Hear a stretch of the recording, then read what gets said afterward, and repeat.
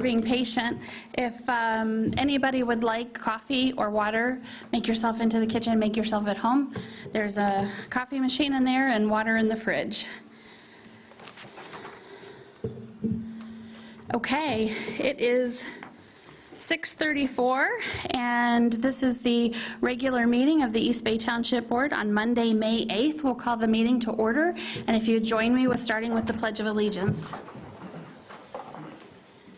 I pledge allegiance to the flag of the United States of America and to the republic for which it stands, one nation, under God, indivisible, with liberty and justice for all.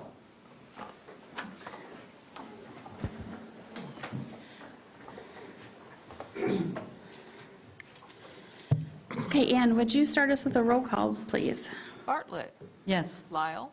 Yes. M. Cortade. Yes. Cook. Here. Walters. Present. S. Cortade. Here. Friend. Here. Okay, with that, we will review the agenda for conflict of interest.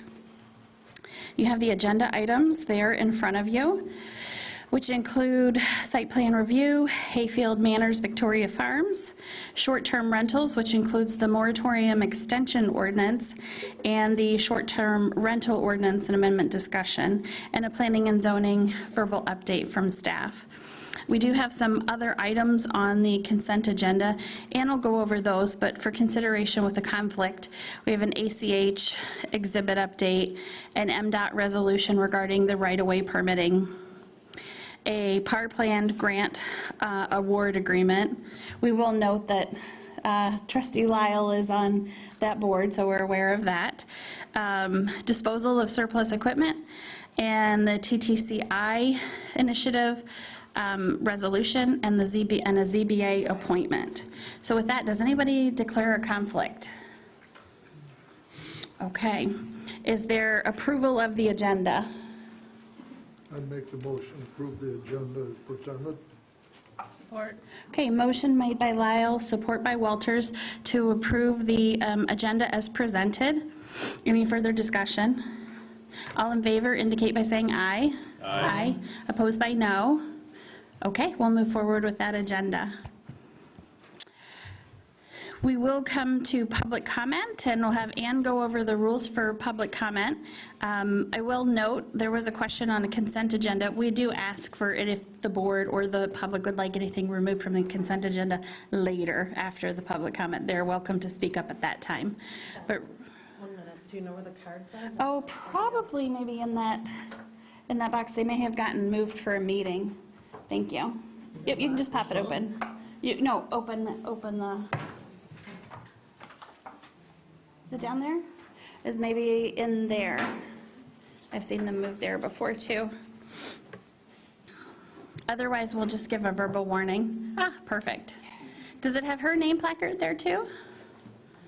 Ah, okay, Ann, so with that, I'll turn it over to you to go on for the to discuss the rules for public comment. The purpose of the public comment is to give members of the public an opportunity to express their views and opinions to members of this board. To maintain order and ensure fairness to every speaker, the following rules must be followed during public comment. Speakers will approach the podium and introduce themselves by stating their name and address, and then proceed to make their comment. Each speaker will be limited to 3 minutes and is only allowed to speak once on the same matter. Communication previously emailed to the commission is not necessary to be read aloud. Public comment time may not be given to another member of the public. Any arrangement for speaking on behalf of others must be arranged prior to the meeting. When your time is at 2 minutes 30 seconds, you will be alerted with a yellow signal to wrap up your comment, and at 3 minutes, you will be alerted with a red signal, and the chair will ask you to conclude your comments. All right, very good, thank you. We do not have any stated areas of public comment for within the agenda items. So anything that is off the agenda that you're wanting to inform us of your perspective or on the agenda, now would be the time to make public comment. So with that, if you would just make your way up to the podium, introduce yourself, and make public comment. Joe, you've never made public comment before. Still not. Thank you. And yes, if there's someone up here and you want to make public comment, please do so right after, or stand behind them or sit behind them so that we're ready to keep moving. Thank you. Hi, how are you? I am well. My name is Michelle Whitcup, and I live at 823 Indian Trail Boulevard. I'd like to address a pressing issue for the Pine Grove neighborhood. The AFC, the Adult Foster Care, has been functioning at 844 Indian Trail Boulevard, is being refurbished as an adult crisis psychiatric residential program under the guise of an AFC. They plan to open for service June 1st. North Hope Crisis is a 6-bed crisis residential facility for people facing depression, anxiety, suicidal ideation, psychosis, mania, and other mental health issues. And the average length of stay is 3 to 7 days, which I'd like to point out is less than your ordinance for this short-term rentals. So we have the following issues. This has contracted through Munson and through the Grand Traverse County. Our concerns are the other mental health issues. Does that include homicidal ideation, predatory behaviors, sexual abusers? This is right next to our neighborhood park, as well as within a few blocks of the child care facility. Many of us have children, kids, grandkids that go to the park. Norte has it on their summer route to stop with their kids. So it's extremely concerning that a psychiatric residential facility immediately adjacent that admits diagnoses including psychosis and other mental health issues is right there. There's a similar facility in Holland run by the same group that has been cited for a staff member that sexually abused a resident.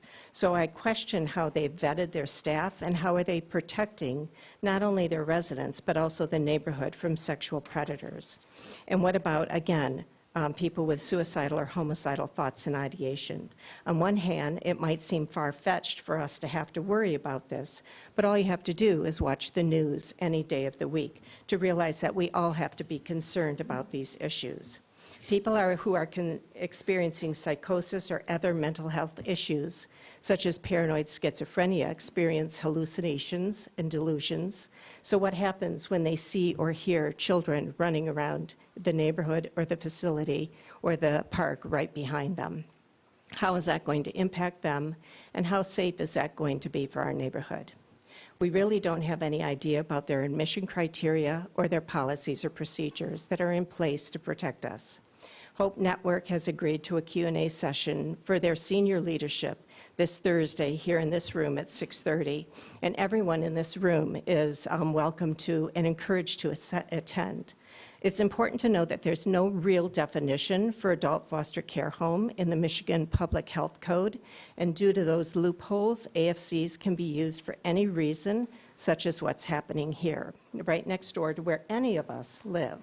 So we have little hope that we can change the path that has been set in motion, but rest assured, we're going to work diligently to protect our neighborhood.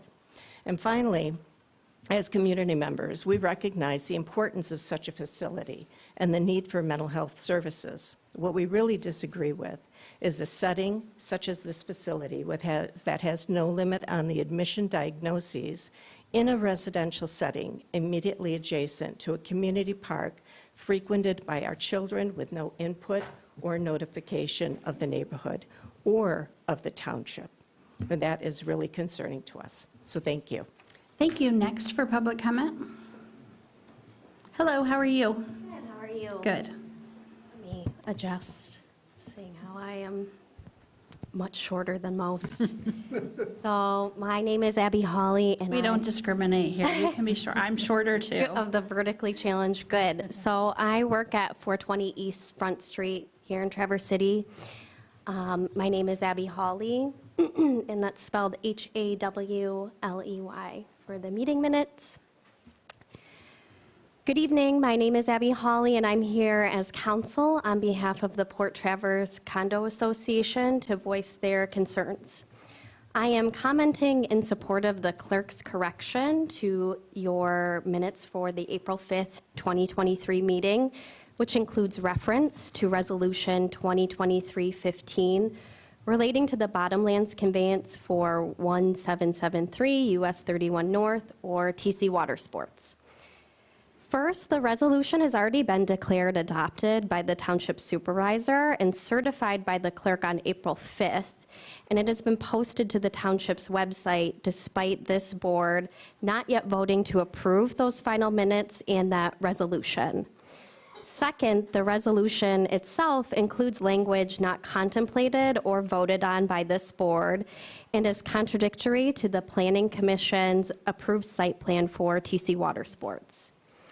In the video for your April meeting, the chair states the resolution as, quote, "The board approves the configuration of the bottomlands conveyance subject to the limitations placed by the Planning Commission site plan approval of 12 jet skis, 9 boats, and 1 rescue jet ski." This was transcribed, end quote. This was transcribed by the Township Supervisor and read back, and this board voted on that particular language. The current minutes and resolution inaccurately states the limitation on the number of watercraft with the language "on the docks at any given time," a phrase that was not discussed, used, or approved by this board and should be deleted from the minutes in that resolution. This phrase is inconsistent with TC Water Sports' approved site plan. The phrase "on the docks at any given time" suggests that TC Water Sports may import additional watercraft to its dock at Sugar Beach from other locations once any of the approved 9 boats and 12 jet skis are rented out or otherwise leave the dock. As part of its site plan review process, TC Water Sports agreed that it would not operate additional watercraft imported from other locations. So by approving an inaccurate resolution and minutes containing that phrase, this board would effectively be modifying that already approved site plan. We asked for the following. First, that the minutes and phrase "on the docks at any time given" be removed, that the document that's been posted on the website be taken down and corrected, that follow-up with Eagle is done to ensure they have the correct resolution, and finally, we would urge the board to investigate how and why the language was added after precise reading at the April meeting. Thank you so much. Okay, very good, thank you. Next. Hello, how are you? Good evening, everyone. Start my time clock there.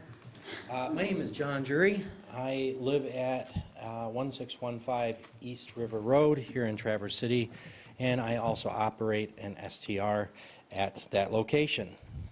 I know I only have a few minutes, and I have so much I want to say, so I'll just hit the top points. One, I would like to thank the board.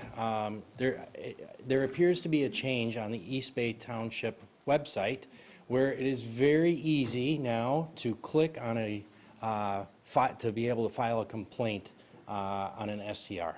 I think that is the first step in us being able to track, monitor, collect data of valid complaints. Me, as a STR license holder, I want to see all of us held accountable to a specific standard of our licensure.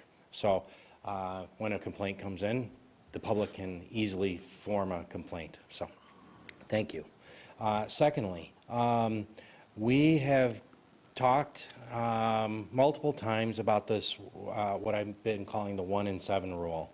I've spoken with several members of the board, discussed the pros and cons to it, and at the end of the day, I don't think that there is any statistical data that will show support that implementing this is going to change any of the behaviors or negative behaviors of guests and really of the license holders, because at the end of the day, it's the license holder that is responsible to ensure that the guests are upholding the rules of not only the rental, but the rules of the township. So I ask the members of the board in the revisions that any discussion regarding the 1 in 7 rule please be negated and vote no to the change of the ordinance. I ask that we please remain the same, simply because this is going to affect a lot of ancillary and parallel economies. My cleaners, it's going to cut their cleaning rate by about 50%. It's going to cut a portion of generated income, and I break even. I am happy to share my books with anybody. I break even on a STR. I'm not getting rich off of my SDR by any means. But my biggest concern is that if a 1 in 7 rule goes, 85% of my bookings are 3 to 4 nights, which means that I will have to actually extend my season. I typically only rent in the summer, so I'm going to start renting earlier in the spring, later in the fall, to be able to recoup some lost income. Last but not least, we as a STR owner group have really acquiesced to all the other changes. We want to mediate and meet in the middle in here, and we are really only asking simply, please do not implement this 1 in 7 rule. If you guys have any questions, I've got a lot of cool statistics that I've gotten from the downtown, the DDA regarding hotel stays, lengths of hotel stays, etc. Please reach out to me. I'd be happy to share that information with you guys. Again, thank you very much for your time. Thank you for your consideration, and thank you for allowing us owners an avenue to be able to provide short-term rentals in East Bay Township. I know that there are some people in neighborhoods that have a lot of problems, and we want to work with those people to help mitigate those problems. It's not fair to them. Thank you. Thank you. Next. Hi, Carol, how are you? Good evening. Carol Kusel, Township resident. When reviewing the STR ordinance tonight, would you please consider these 2 suggestions? You may have heard them before, but there's a little twist in here, so please bear with me. First suggestion, please make a small adjustment to the AIS and boat washing wording. The current wording says, owners and occupants of short-term rental premises shall comply with all applicable state law related to aquatic invasive species and boat washing. With that wording, how will the renters know what is the applicable state law? If they don't know what the law is, how can they comply with it? I suggest that you rework the wording and place it under Section 6K, which requires certain rules and regulations to be provided by the STR or to all the STR occupants. All right, back to the classes. Prior to occupancy, and to post such information in a conspicuous place within each short-term rental. So that's the first suggestion, just to change the wording a little bit, put it in a different location. Second suggestion, please place the laws pertaining to AIS and boat washing on the township's website. I've mentioned this before. There's 2 placards, or they're called rack cards, made by the DNR, Eagle, and Agricultural and Rural Development. These cards outline the current state laws and also other ways to help prevent the spread of AIS, as well as current AIS in Michigan and the negative implications of them.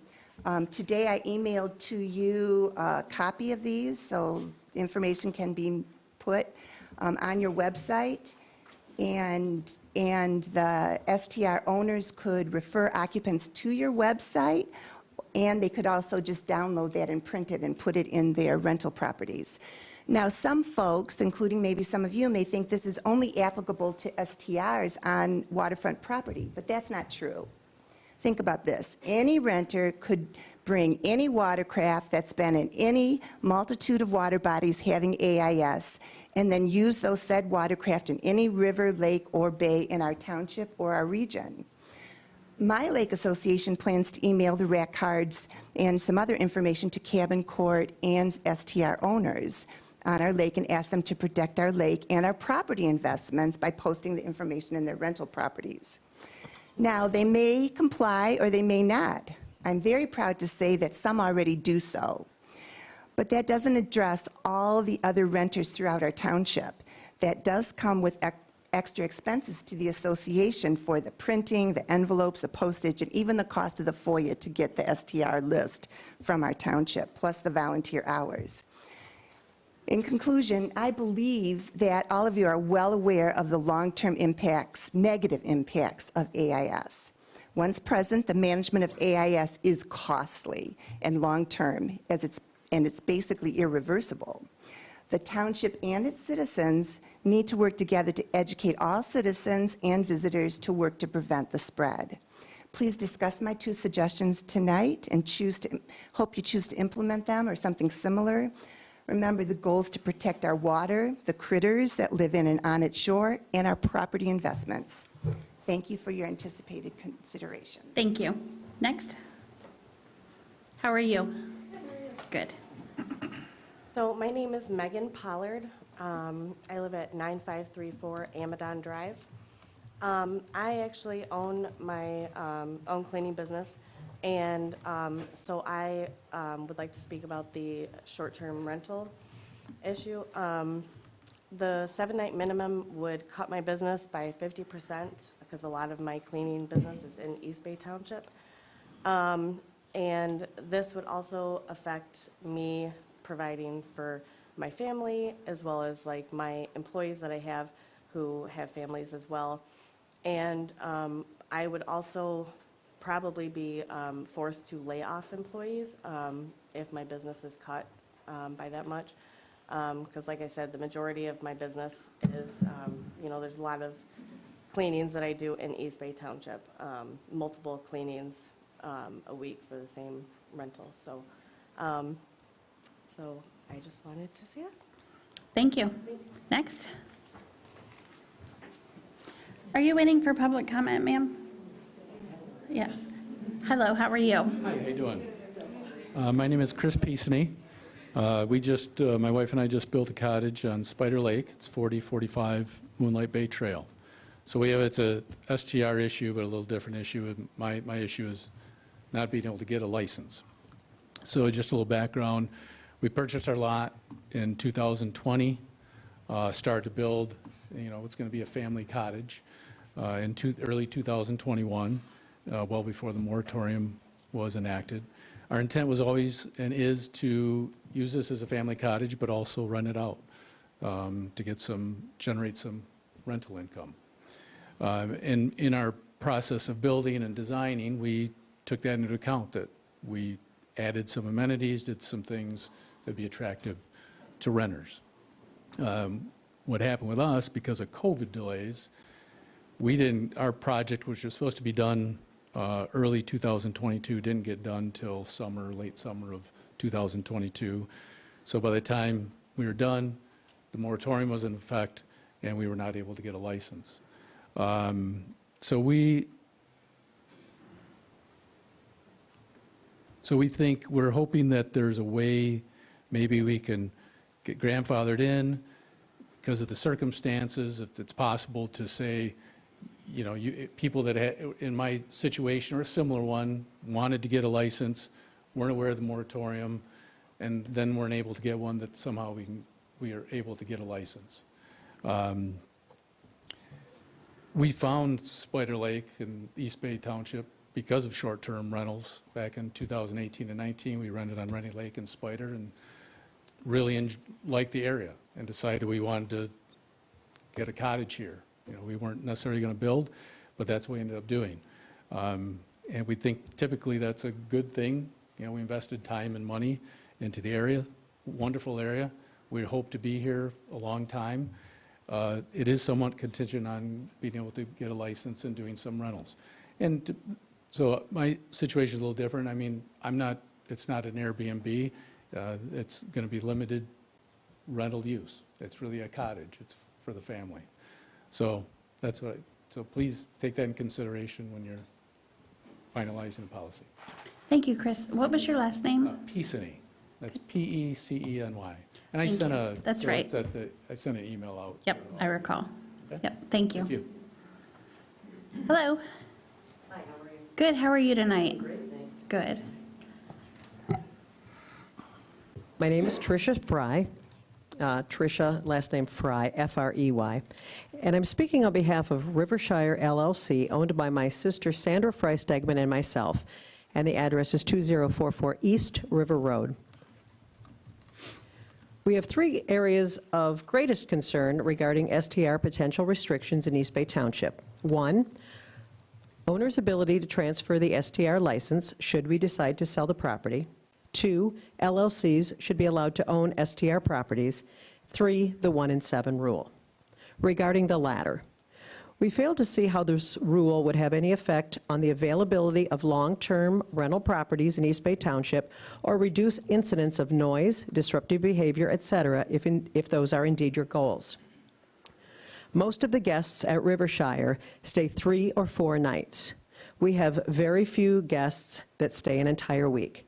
Therefore, if you make this change, it will significantly hurt our business and affect our income. As the property manager for Rivershire, part of my income is derived from a percentage Rivershire pays me to perform that service. The decrease in rental income additionally affects both my sister and myself financially. She is retired, and I will be in the next few years. It's disconcerting that the township in which I reside year-round, I live on the property, would create rules that significantly lower my income and my ability to retire.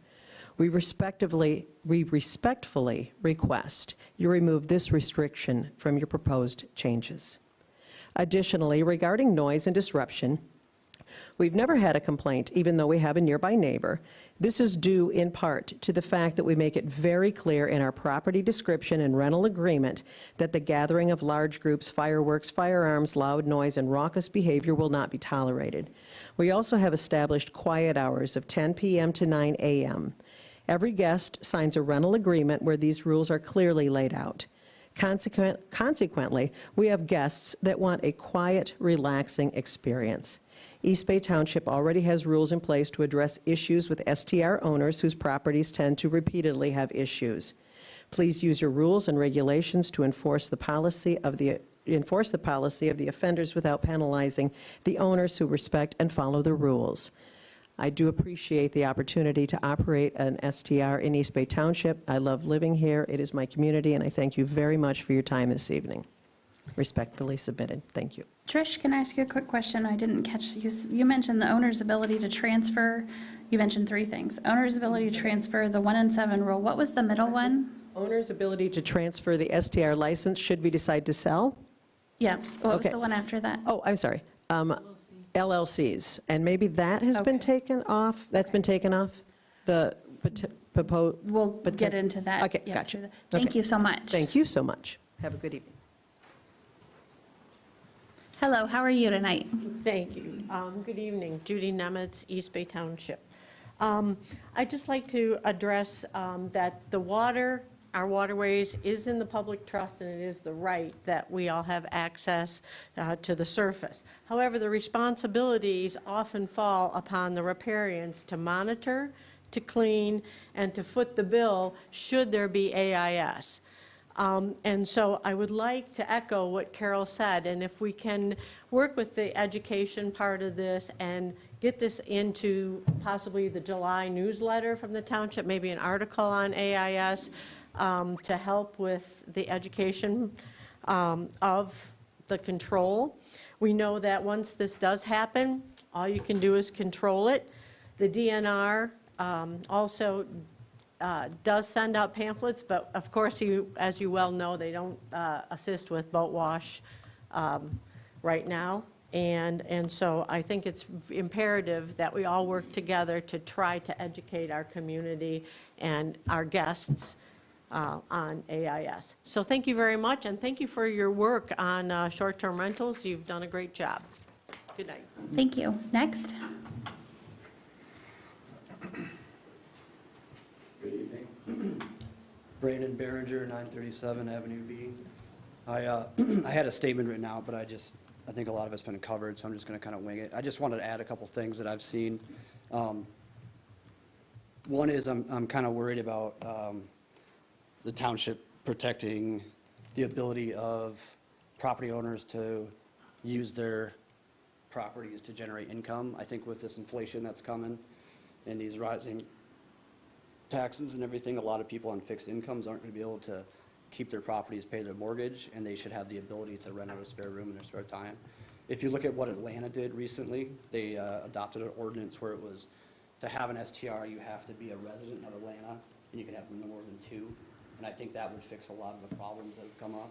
I managed some STRs out in Monroe County years ago, and a lot of the problems I saw were mostly out-of-state owners, you know, and the beauty of short-term rentals to me and Airbnb in general is just the ability that people can make income on their properties, say if their kids move out to college and they need to rent a room. That happened to a neighbor of my mother downtown. They were 2 school teachers, 2 of their kids went to college, they tried to rent rooms out through Airbnb, and they couldn't do it, and they lost the house. And they had been there for 30 years.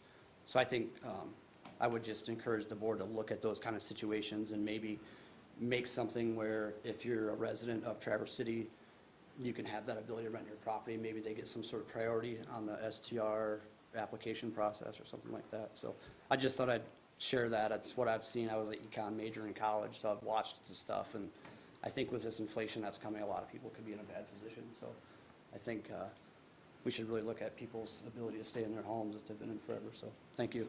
Thank you. Next, how are you this evening?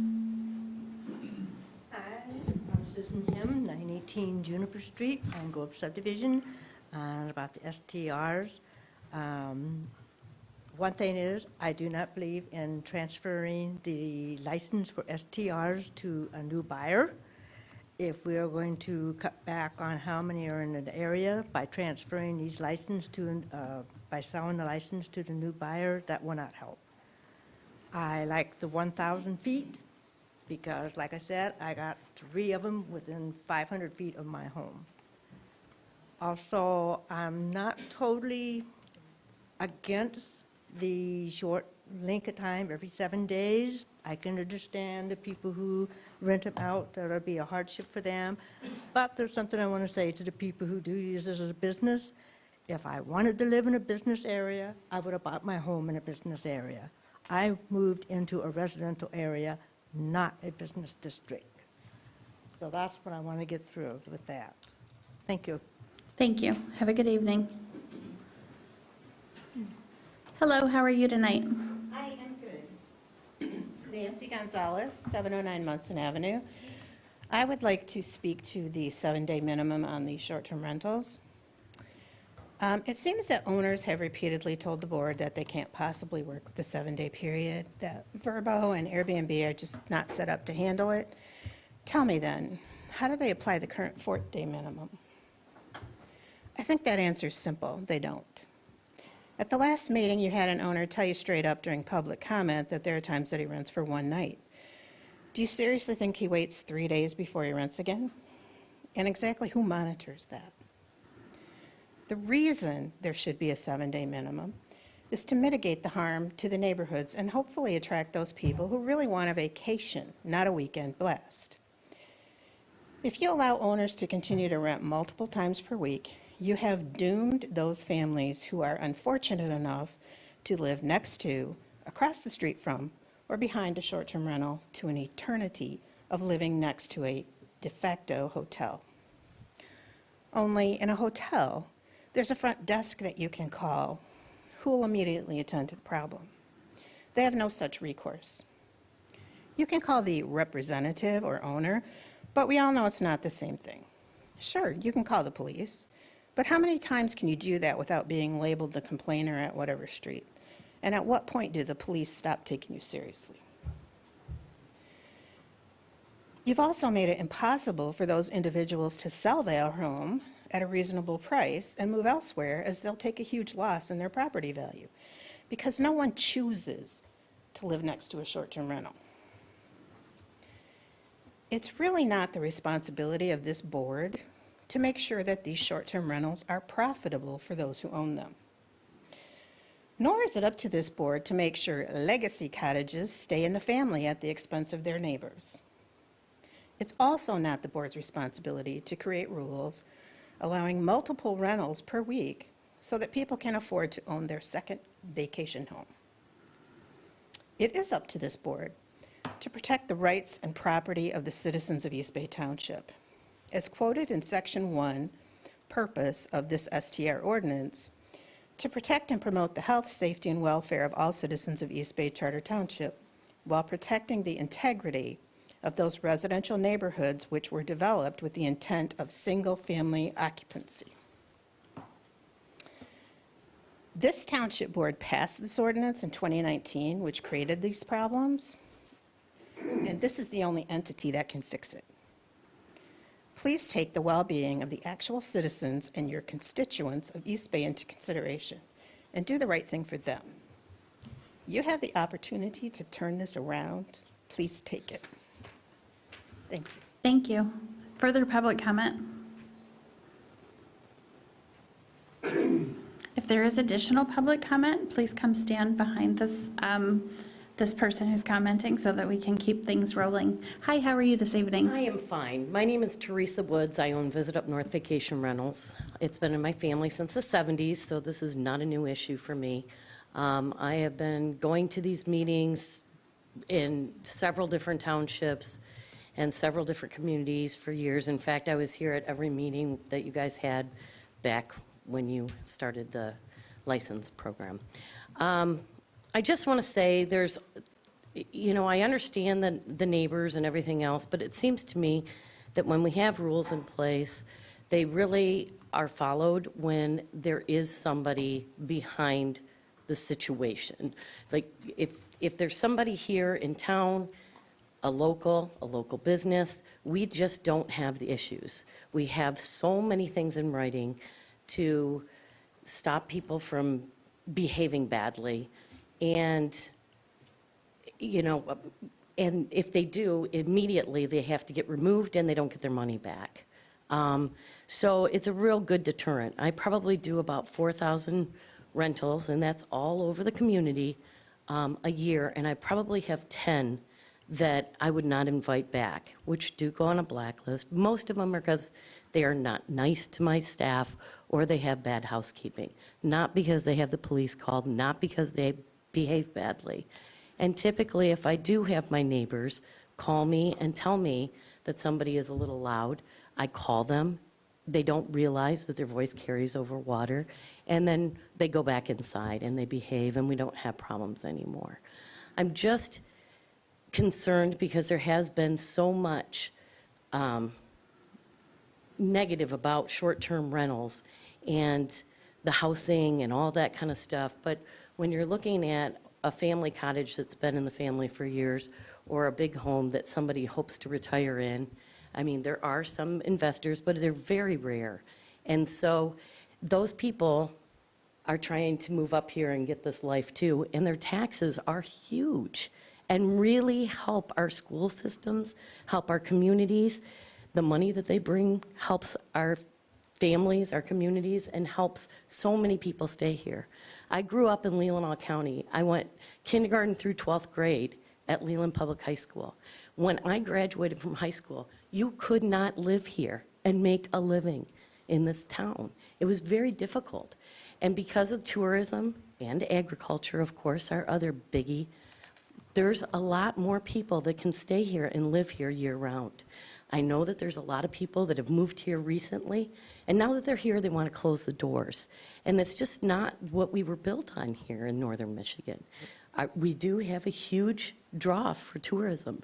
So I beg you to really look at how this is going to affect your bottom line, because you guys have to work with taxes and stuff too. And then also, there's always this fear that you can't sell your property. When Bingham Township stopped vacation rentals, their property values went down. When Traverse City stopped vacation rentals, their property values went down.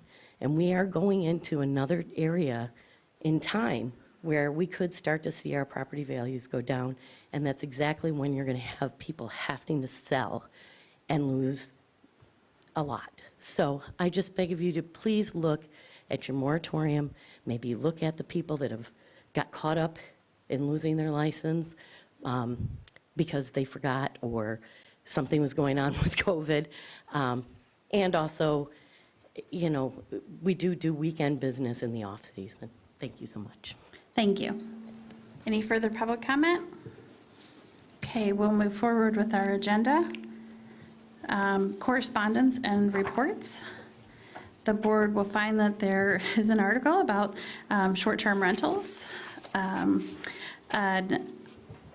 item from TTCI on their updated timeline as just a memo of information to the board and TTCI partners.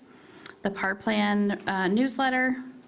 We do have the treasurer's report, the county settlement history for East Bay Township, clerk's office communication, and the Planning, Zoning, and Parks Commission link minutes.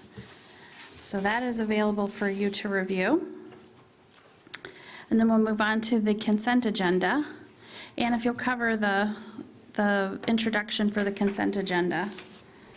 Sure. The purpose of the consent agenda is to expedite business by grouping non-controversial items together to be dealt with by one board motion without discussion. Any member of the board, staff, or the public may ask that any item on the consent agenda be removed and placed elsewhere on the agenda for full discussion. Such requests will be automatically respected. If any item is not removed from the consent agenda, the action noted in parentheses on the agenda is approved by a single board action adopting the consent calendar. This evening you have board minutes, April 5th, 2023, special meeting minutes, April 10th, 2023, regular meeting minutes, April 25th, 2023, special meeting minutes, April 25th, 2023, special joint meeting with Acme Township minutes. Recommend approval. General Fund, check numbers 17815 through 17865 in the amount of $240,795.95. Emergency Fund, check numbers 5292 through 5314 in the amount of $103,977.13, with check number 5174 previously paid. Check number, receiving fund, check number 2893 through 2896, paid in the amount of $377,152.40. The roads SAD fund, check number 112, was paid in the amount of $93,509.38. Also the escrow fund. And the escrow fund, check numbers 1934 through 1936, paid in the amount of $1,181.35 from the escrow fund. Two payrolls, payroll dated March 26th through April 8th, check number 7513 through 7517, totaled $61,863.67.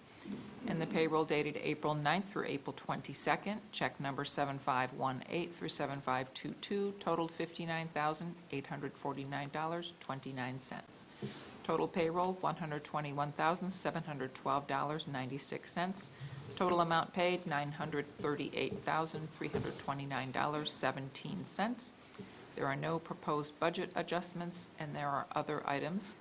ACH Exhibit A update, MDOT resolution regarding individual permit for use of state highway right-of-way, Michigan Township participating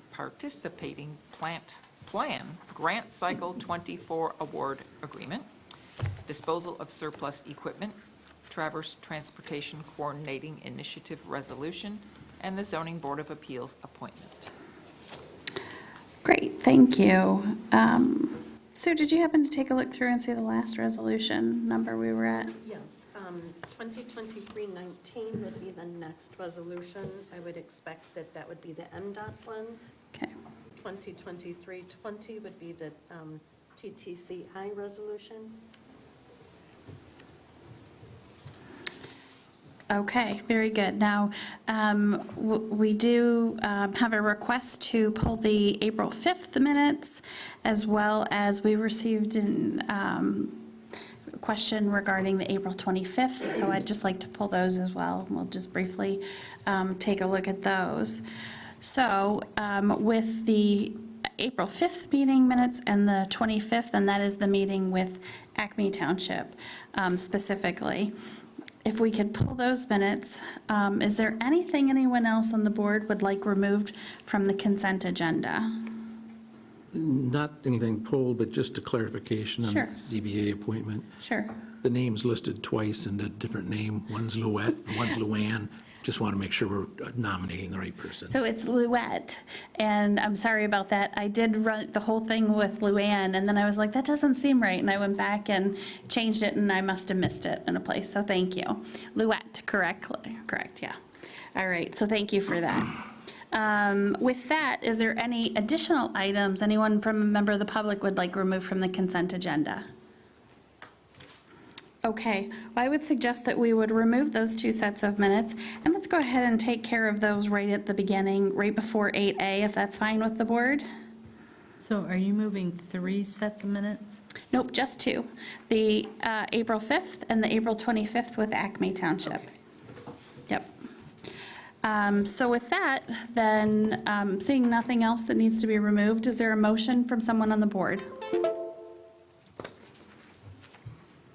I'll make a motion to approve the consent calendar with removal of the board minutes from April 5th and April 25th Support. With Acme Township. with Acton Township. Perfect. Very good. Thank you. Motion by Walters, support by M. Cortate. Further discussion? Okay, and we'll do a roll call vote. Sure, Walters. Yes. M. Cortate. Yes. Bartlett. Yes. Lyle.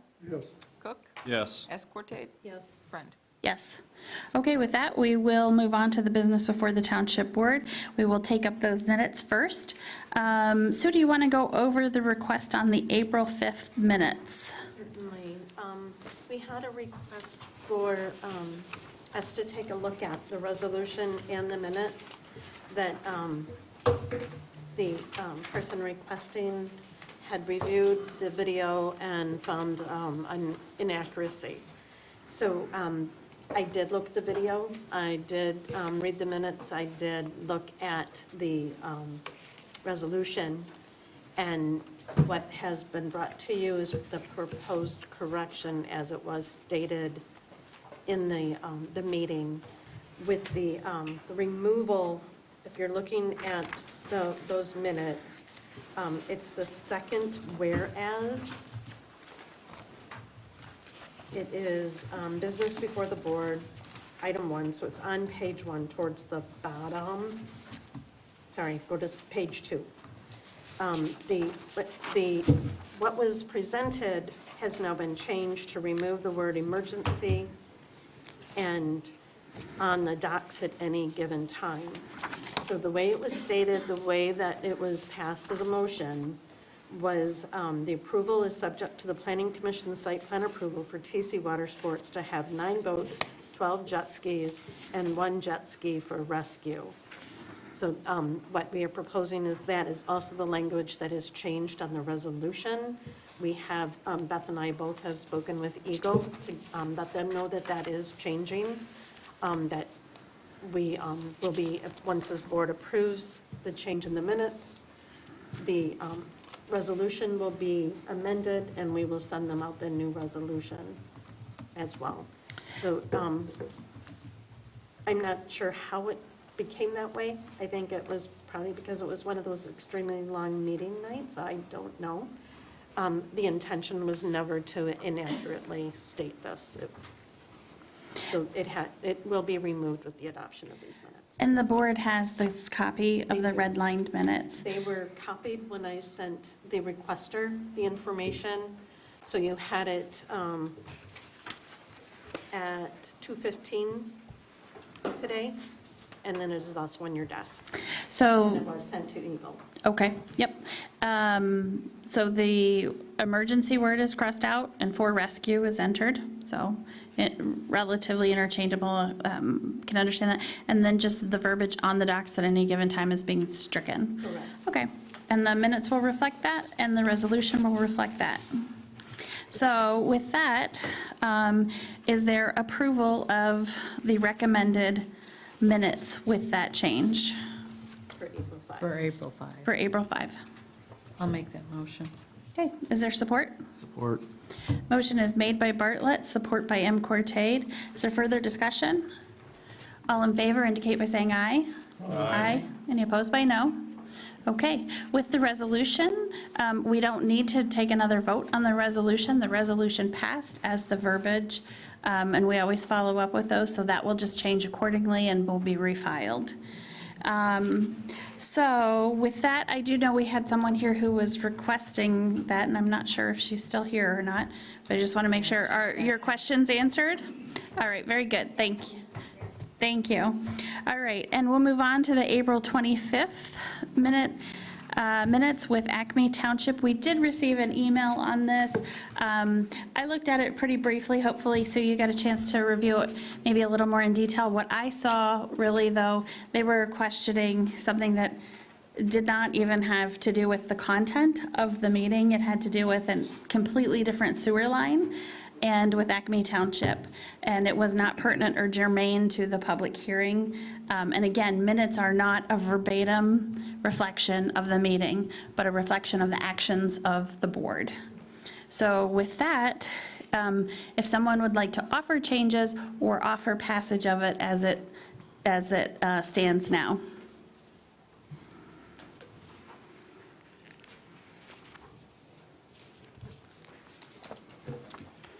I will make a motion that the minutes of 4:25:03 or 23 be accepted as stated. Okay, there's a motion. Is there support? Support. Okay, motion is made by M. Cortate and supported by Walters. Any further discussion? All in favor indicate by saying aye. Aye. Opposed? Okay, the motion passes. Thank you for taking care of that at the front end of the meeting. Okay, we will move on to Planning and Zoning Department update. Claire's going to join PT up here. And as the agenda notes, there's no packet material for this. And this is just discussion and information for the board, primarily information for the board. But it was percolating with questions from lots of different places this week, and so I wanted Preston to be able to cover the recent activity with respect to an AFC home. He did quite a bit of research into this with the state, the neighbors, and legal counsel. And so Preston, would you, and of course, for you guys all know, Preston is our zoning administrator, but for those watching who might not know, Preston is the zoning administrator and Claire is our planner. Yes, Claire? Sounds like Peter, so we had legal counsel was going to be joining us. Sounds like he is not able to join. Just wanted Oh, he is. He just. Well, I can hear you, I just can't see you. Okay, perfect. You know what we all look like, Peter. Right, it's the, all right, very You good, can thank see you. me, so I'll put my video on, but, Oh, there you are. you want me to start off, Claire? Well, Excuse me. I think Preston's going to give a quick update, and then we're going to turn it over to you. Thanks, Peter. Okay, very good. perfect, thank you, Preston, appreciate it. All right, members of the board.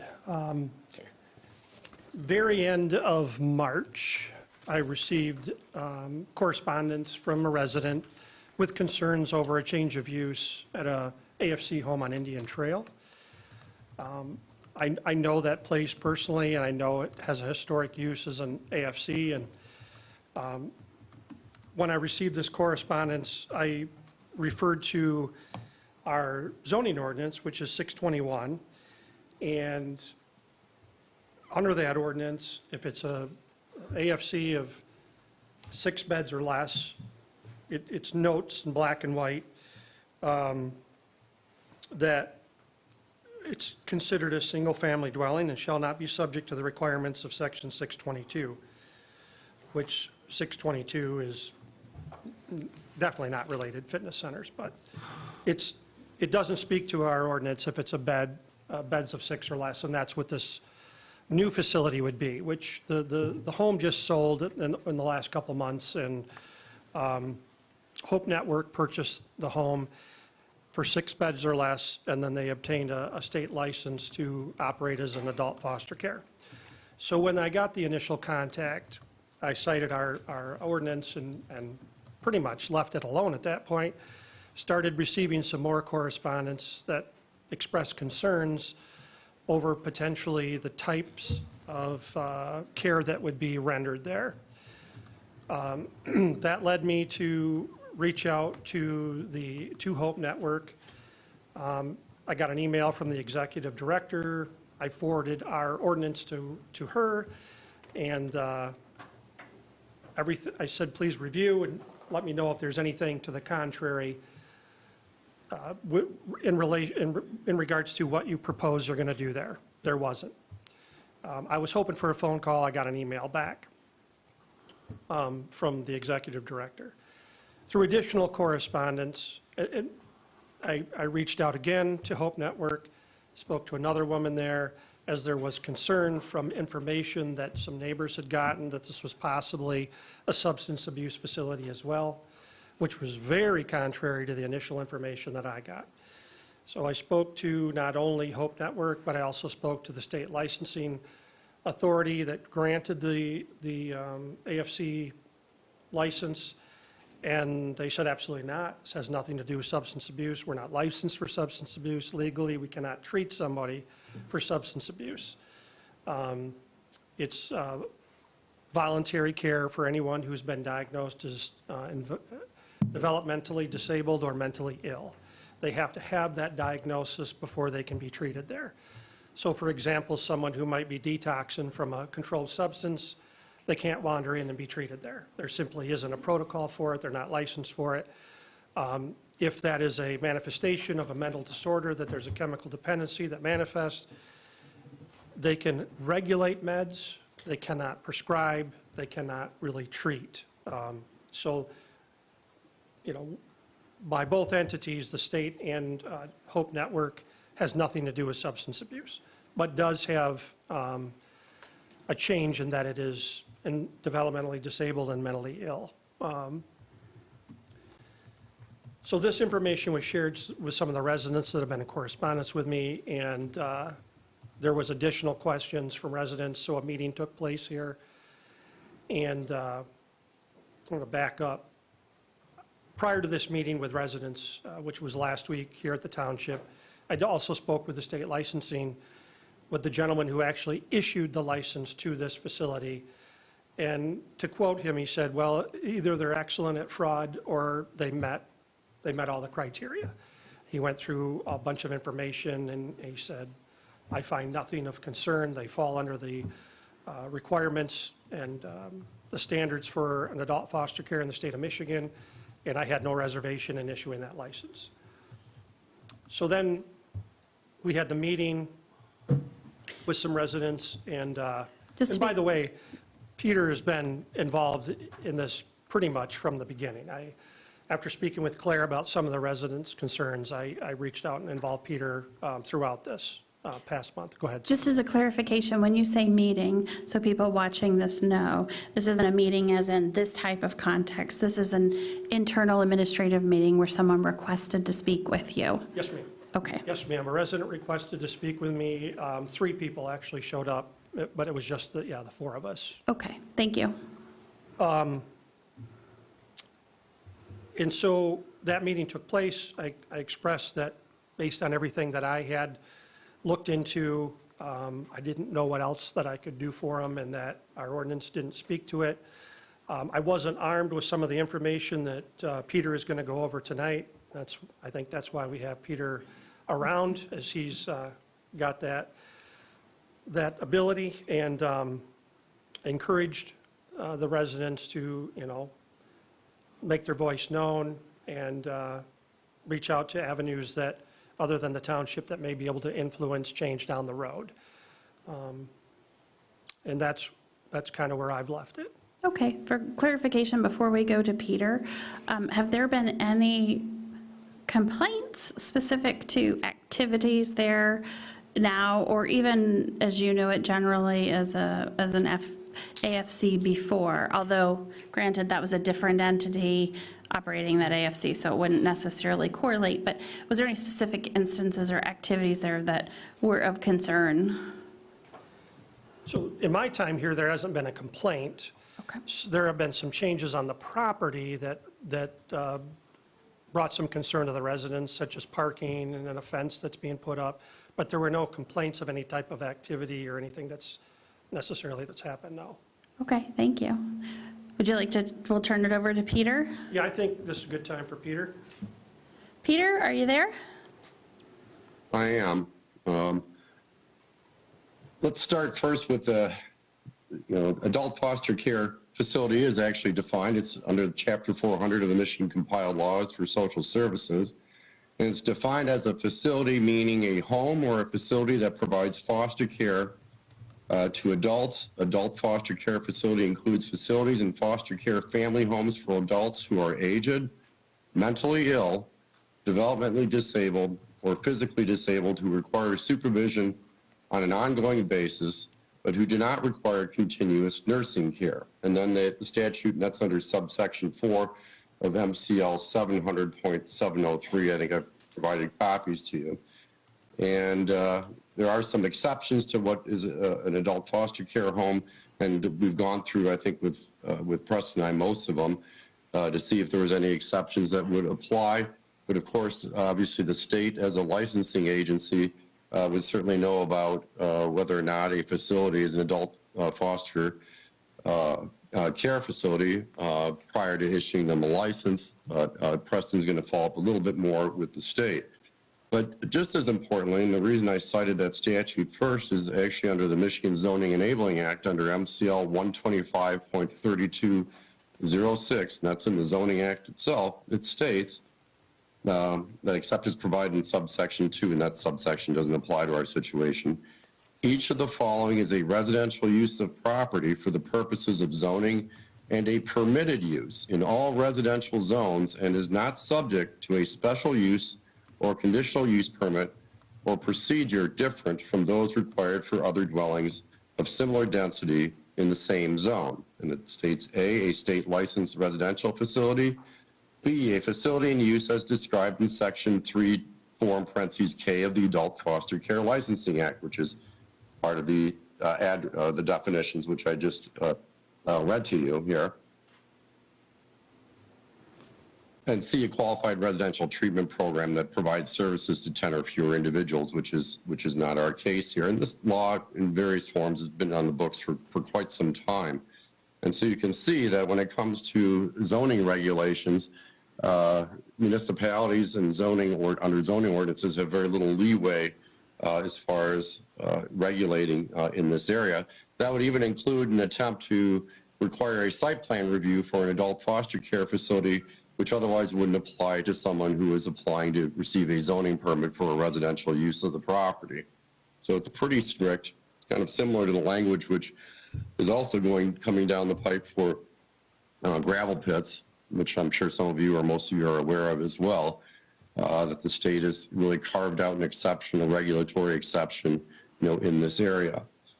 Regardless, we're going to have a couple of different questions still posed to the state. We'll follow up with it with Preston. But right now, it does appear that they not only comply with the ordinance, but qualify under the statute. And there's not a whole lot under zoning that a municipality can do, given the statute under the Zoning Enabling Act, which I just read. How many questions? Very good. We appreciate that information. So let me understand, let's help the board understand, what did you understand the concerns were? The concerns that I understand is the change of use in that this is no longer a home primarily for aging adults that may be in their end days, but that this is a facility that may have potentially mentally unstable individuals that could potentially be suicidal or depressed or, with that behavior or that issue going on, that they may potentially be a threat to residents of the neighborhood. And with the playground being very close to this facility, that there was concern that children or their grandkids wouldn't, be as safe as they were before this change of use. So then I understand, this was an AFC home before. Yep. This is an AFC home now. Correct. We have not had complaints prior to this. Not in my time. So the concern becomes that the treatment is mental health or disability at this facility. That's my understanding, yes, ma'am. Okay. And ordinances, Peter, as you explained, we cannot, the law does not, state statute does not allow us to preempt their provisions. So an AFC No, home. this is a carve-out, by and was placed directly in the Zoning Enabling Act, and there's predecessor statutes, also in place. But yeah, it was definitely, this was, state licensed residential facility was definitely carved out here, so. So we are legally, whether we would do anything different or not, does not matter, because you have to, qualifies as a residential home.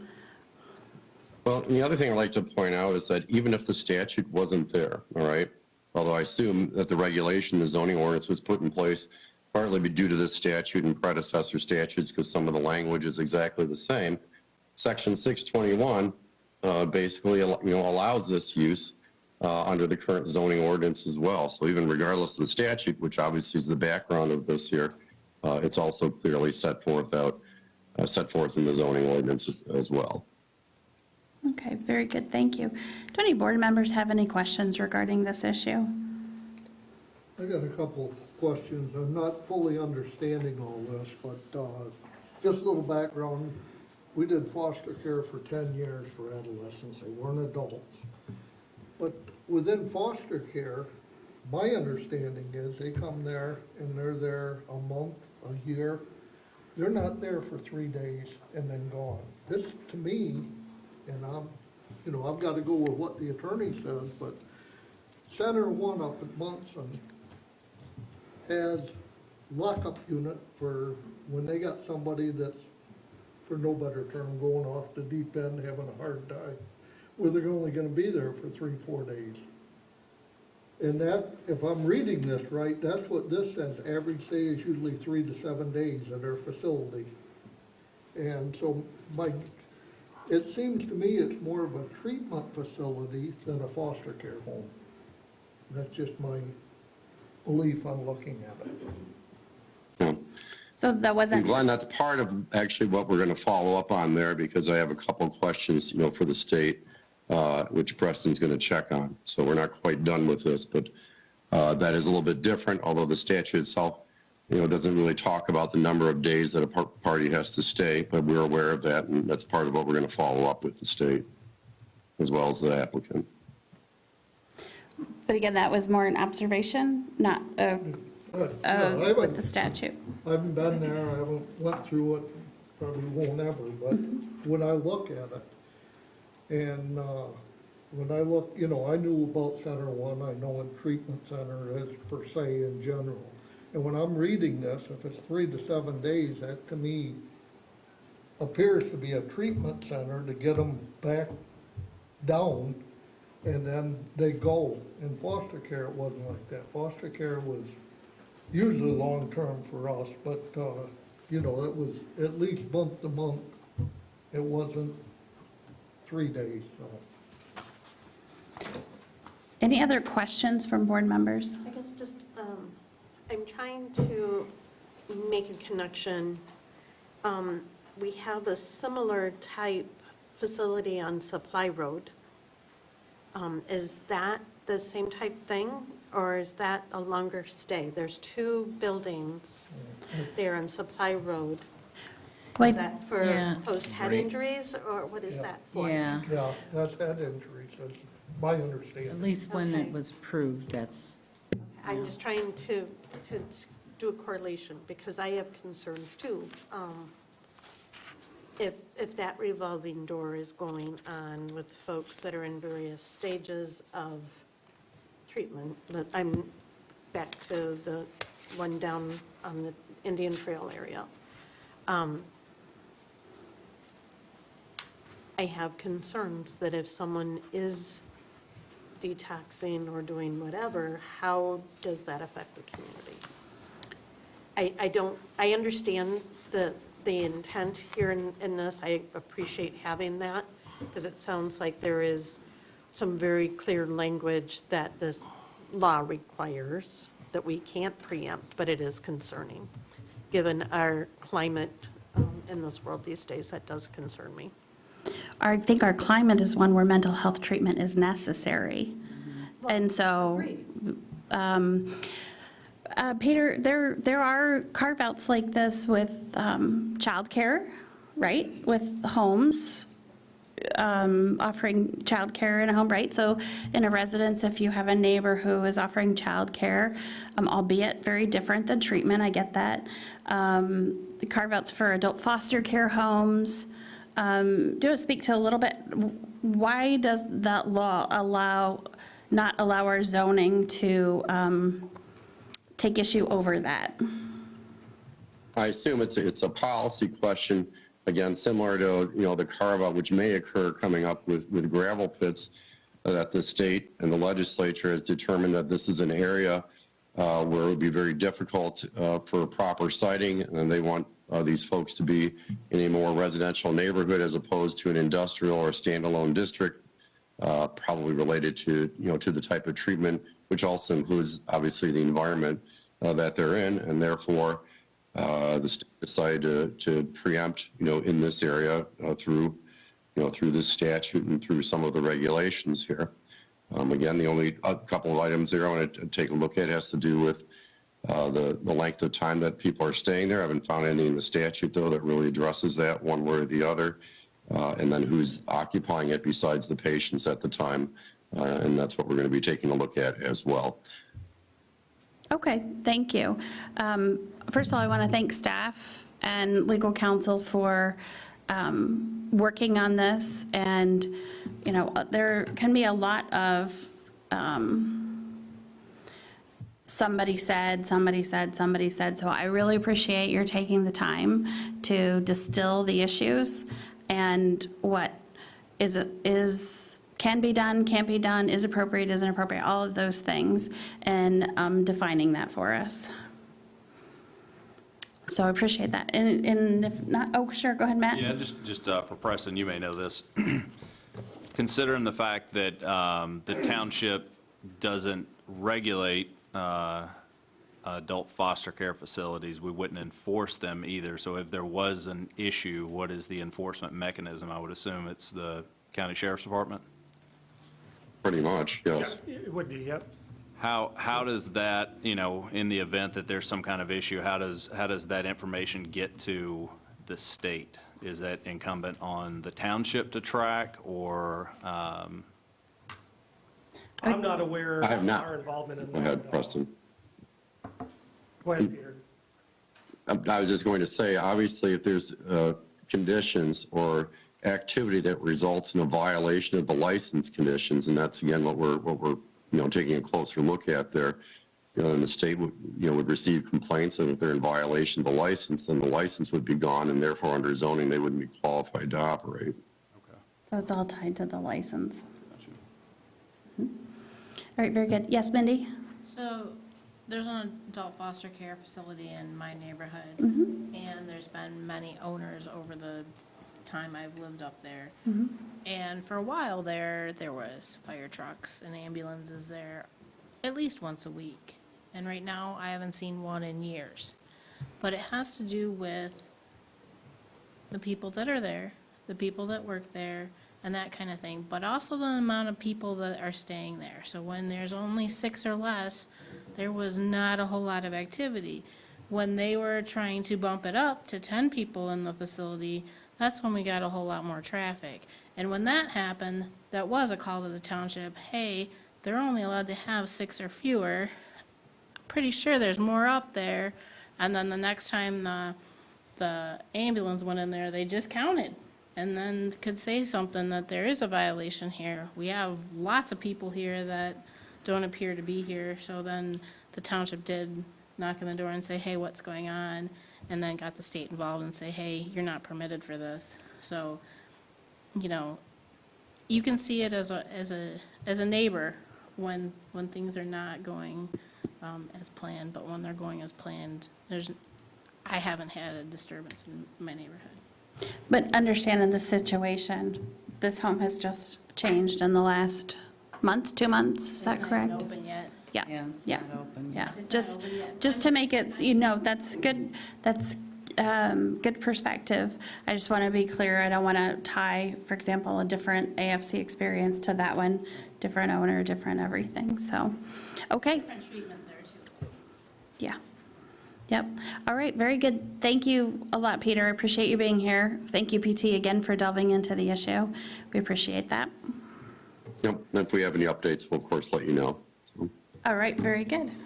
Oh, and I do want to mention that the meeting that was mentioned on Thursday, that is a civil meeting, a neighbor-to-neighbor meeting. It involves, I guess, the company that's operating the AFC and some neighbors.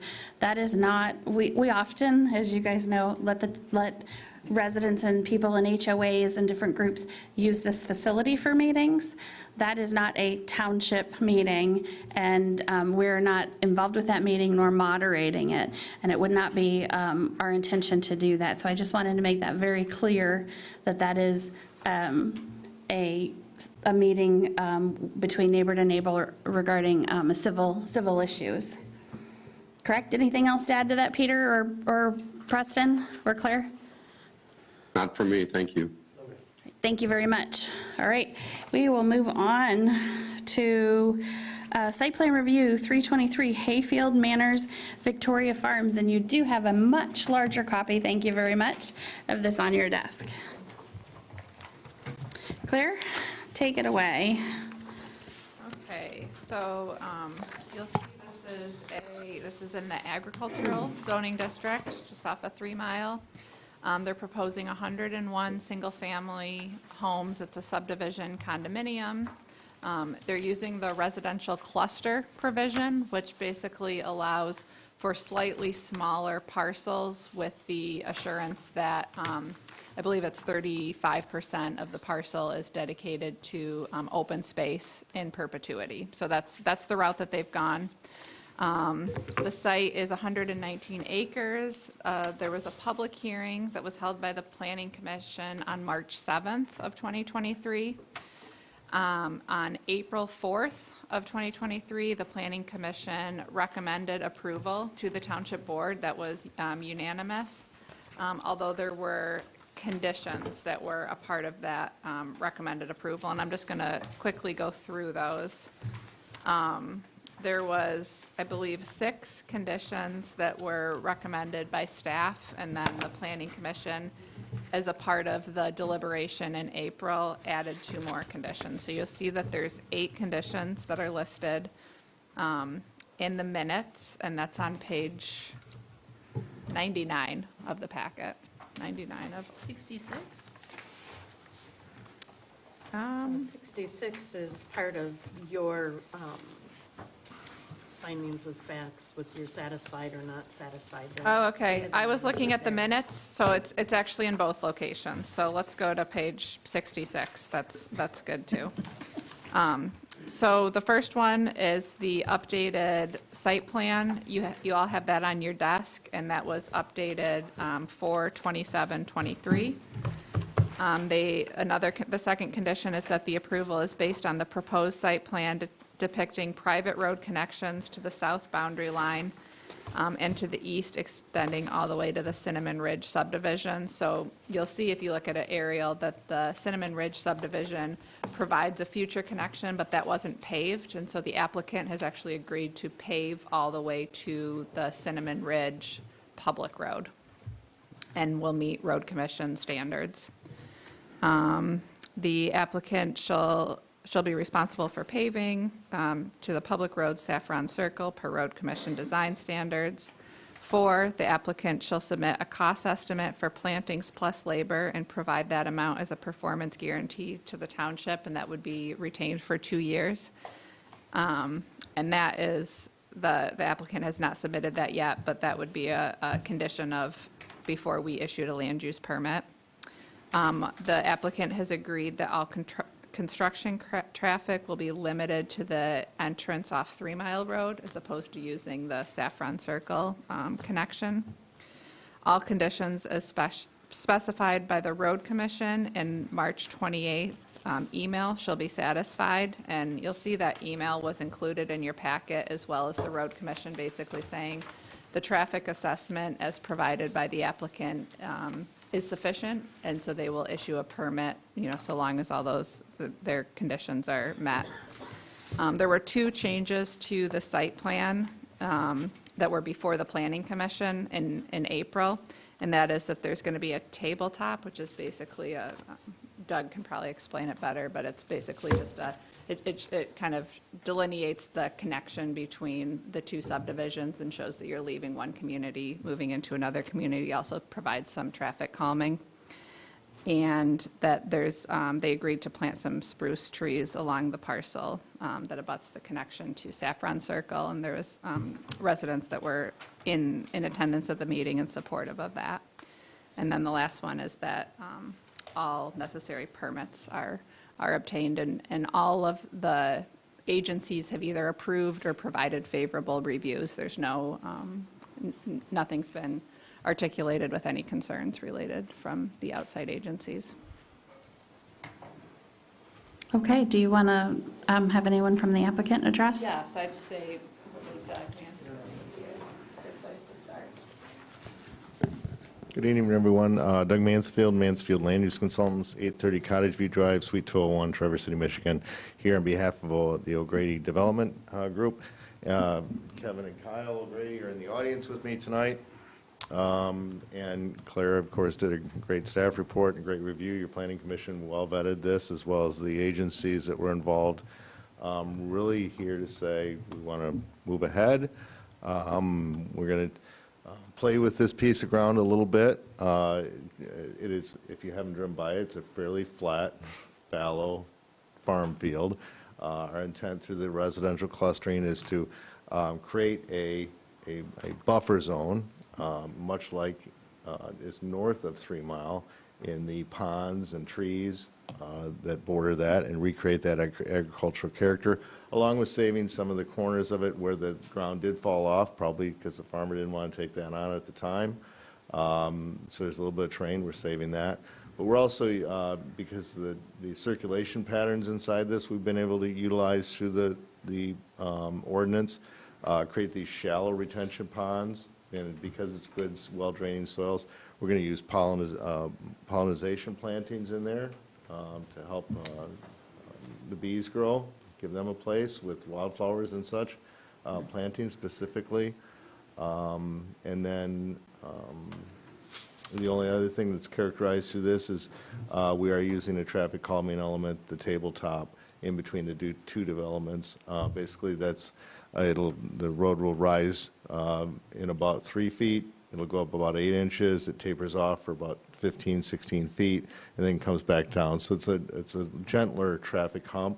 And then there's going to be 2 signs, one on either side, saying you're entering Victoria Farms and Cinnamon Ridge. Conversely, these are our neighbors.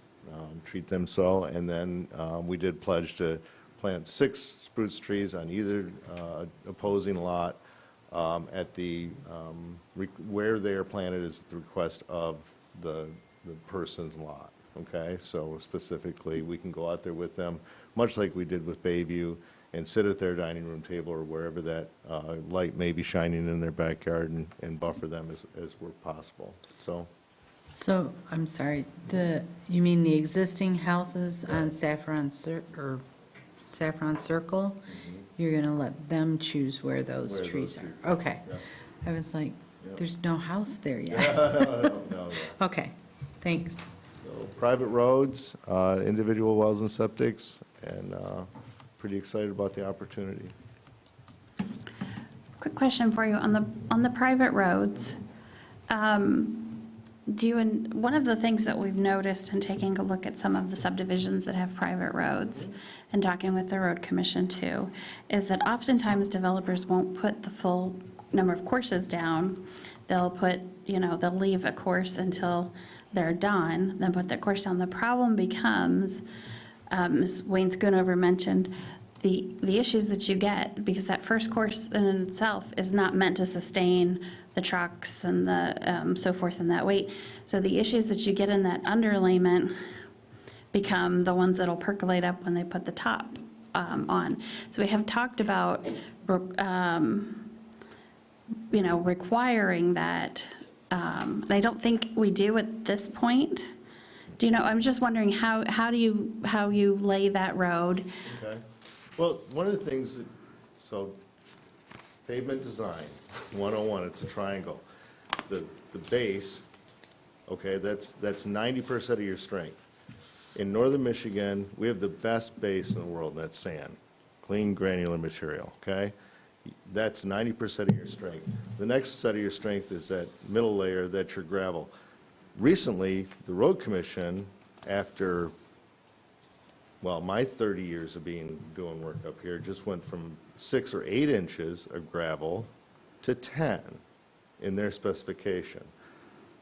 So when we talk about, we don't want to hear about gravel mining, well, there's another 20% we just added to the need for building gravel. So that's your other strength. Then your next layer. So again, now we're up to this little tip here, and this is how pavement design is done, is the percentage of strength that the asphalt provides. Okay? So if you've got good base, good sub-base, good base, which we exceed again by 20% more than we did last year, now we're just capping that, and your asphalt's just tying all that together. Okay? Asphalt in the summertime, I don't care how thick it is extremely fragile. Okay? The base, through all the years there's 101 lots here. I won't forecast on behalf of the developers how long it takes to build on 101 lots. But there's a lot to be said about coming back at the end of this and capping it all off and making it nice and level. Your leveling course doesn't come when we talk about that last 1.5 inches of pavement on there.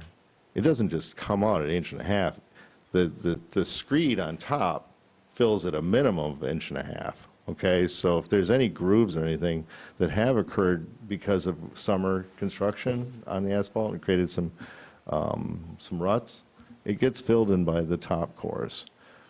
It should be said, the county themselves, for a long time allowed this to happen, as long as there was a bond in place. And that's where I thought you were going on this, because through the recession, you had developers that had said they were going to put the second layer on later and only went defunct and tried to cash in a bond from Santa Maria Island, wherever, because that's where most of those are pulled. So, but even then, now we do most of that through letters of credit and stuff.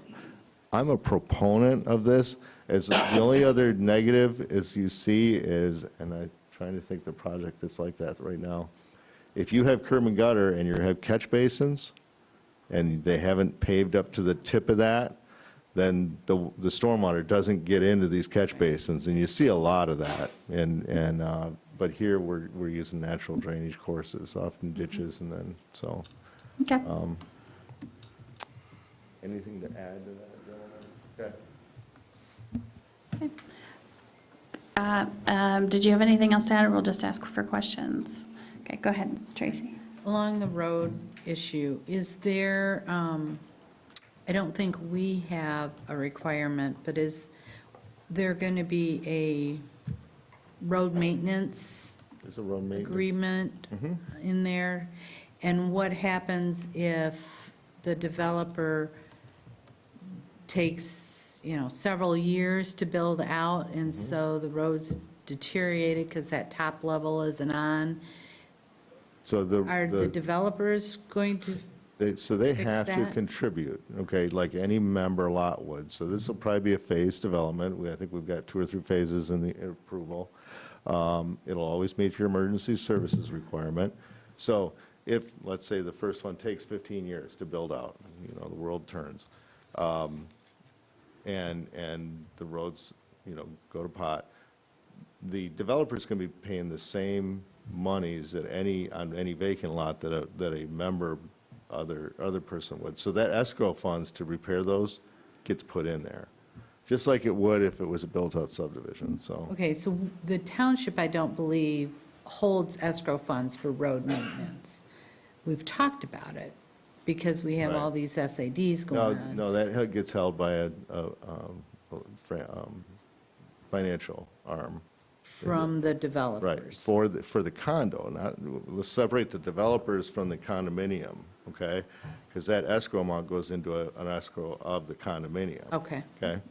okay, that, I guess is what my, Mm-hmm. because we have, subdivisions that'll call us and, the developer isn't fixing the road, and we want you to fix it, but we don't have the money to fix it.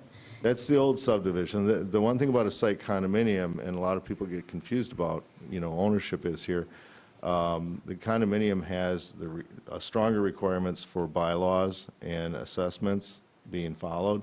It also has a right to say if somebody's not paying into their escrow, that the condominium can bind them and special assess them without ever bugging you.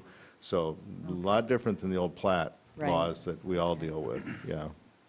Are you saying on this topic that the developer from day one, once there's a master deed filed with the county, will pay the equal share of the association dues across every No. lot? Right, now understand, and so the developer, okay, has to post what is a reasonable maintenance fee. That's in there from day one. Right.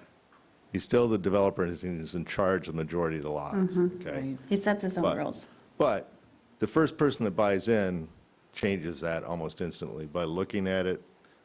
People have gotten very smart about buying into site condominiums, reading that purchaser's handbook, having their attorney or title company review it and say, hey, you don't want to be a part of this, or you do want to be a part of it, because there's not enough money in the condominium to take care of things. And immediately then, that reaction causes that to go up. So I just know I've pretty seen typical. some cases here in the Traverse City area where site condos are developed and that master deed will give the first 5 years basically, or the developer does not have to pay into it, even if the other Right, lots are being right. sold and built out. Yeah. No, they can come on all shapes and forms, but the best ones that I know of don't have that ability. I mean, usually those are ones we're trying to be quick sells by making their HOA fees look really low. Okay? Right. So, yeah. So they'll have an association due, an annual or monthly association due, is what It's, you're saying? Yeah, for maintenance. Annual or monthly, whatever. Okay. I would bet, though, if you expect it to cover A the road. regeneration of a road in 15 to 20 years, it probably likely will not. I haven't, at least I've never seen one of those Right. happen. Me either. We Better do, than our road commission and public roads and Right. local situations, which it seems like every other road is now a local road, and it doesn't qualify. So, well, luckily with the proliferation of the our- private roads, we're getting pretty decent at the special Yeah. assessment districts. Yeah. So, And again, your special assessment district is formed automatically, so you don't have to Right. at least go through that part of forming that special assessment district. Because it's So, set up at the It's beginning. automatically set up. So everybody that joins there buys in is part of that special assessment district. other questions?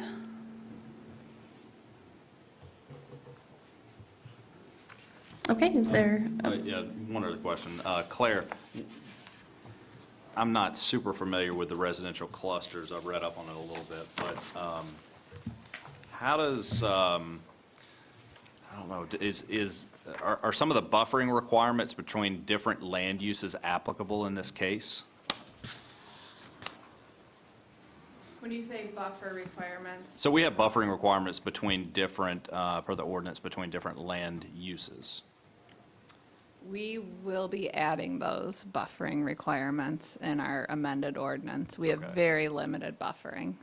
And that was part of what the landscaping subcommittee was looking at. But, Okay. yeah, like right now, it's really, the setbacks are based on district. And so we do have some provisions, like in our regional commercial, there's some buffering related to residential uses. But kind of throughout the entire township and districts, we have pretty limited buffering requirements.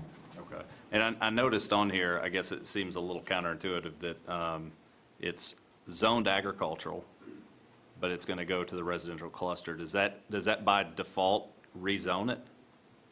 It doesn't, because the residential, so all condominium subdivision, residential condominium subdivisions, both traditional as well as cluster, are uses permitted by right in the agricultural district. Okay. So it's a land development tool as opposed to a zoning Okay.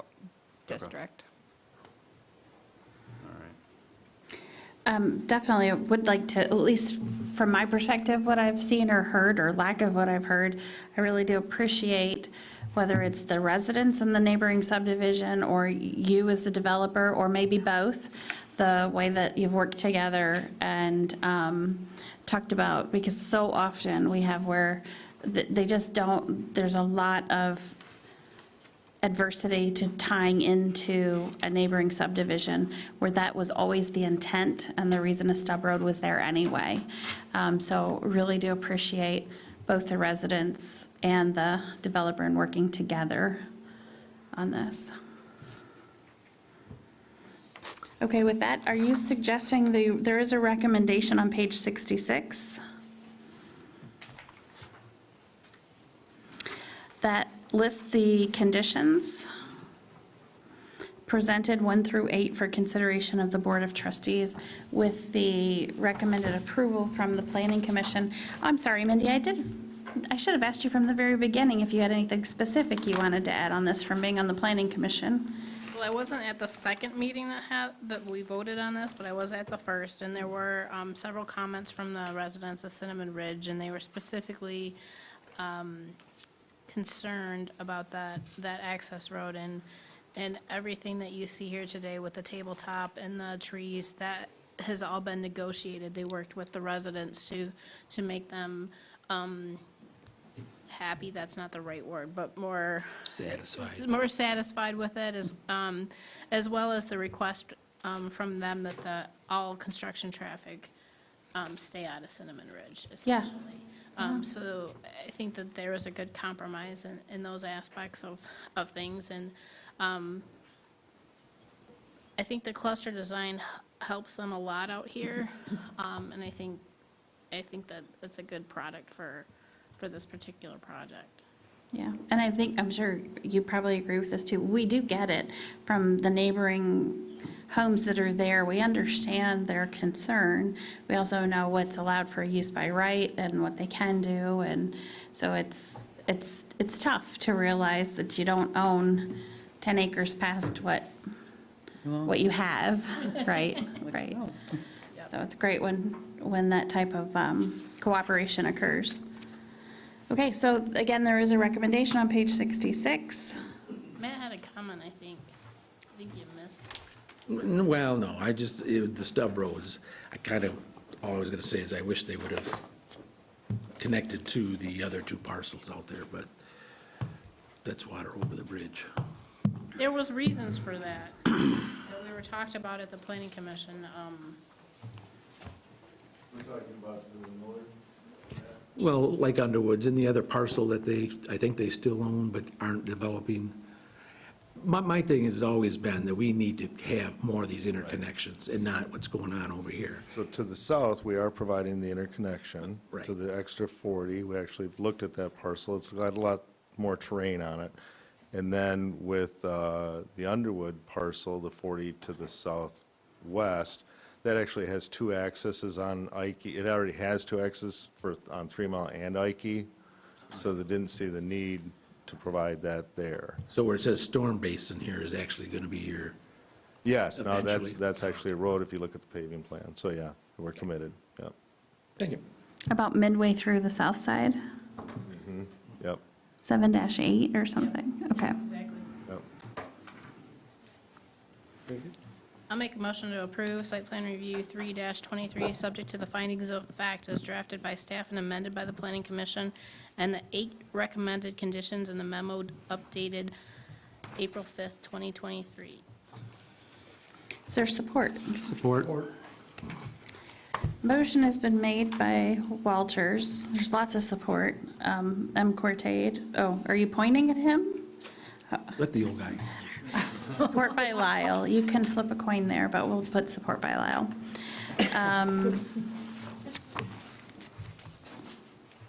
I owe you one. Any further discussion? All in favor indicate by saying aye. Aye. Any opposed by no? Okay, thank you very much for your work on this. Thank you very much for your work on this. Have a good evening.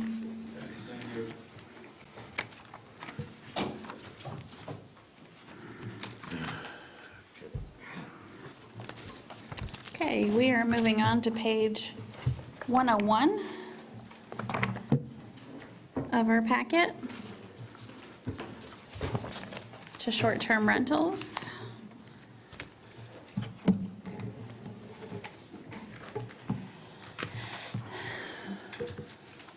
And so tonight, we have two things. We have Claire Carner and Preston Taylor, planner and zoning administrator. We have Jacob Whitty, who's on the phone as our legal counsel regarding short-term rentals.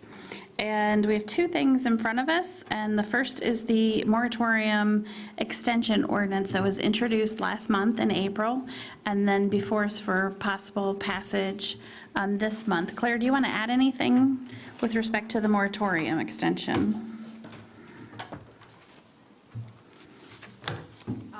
Nope, it's the moratorium extension in front of you is the same one that was introduced there, so there hasn't been any edits or changes since you reviewed it in April. Yep. And that one is actually, I'm just trying to flip to the page on this, if anyone's there already. I think it's page 120 of 130. 120. Yeah, okay. Jake, did you want to add anything with respect to that? I don't think I have anything new to add, no. Okay, great, thank you. I do just want to point out a couple things, two things. One is when we did the first moratorium, it was for 6 months. And when we did the first initial extension, the wording in the extension ordinance was that it took effect when the first ordinance expired. So it added 6 months to the original 6-month ordinance, okay?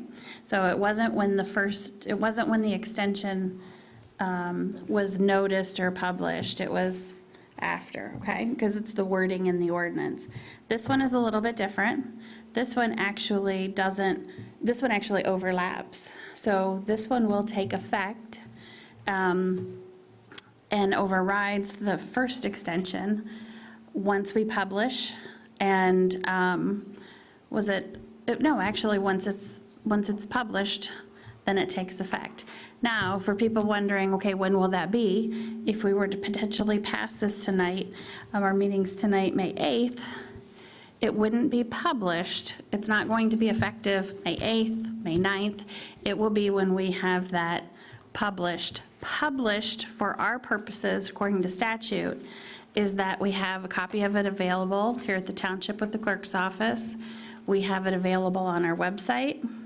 And within 7 days of doing that, we've published in the newspaper a synopsis of the ordinance.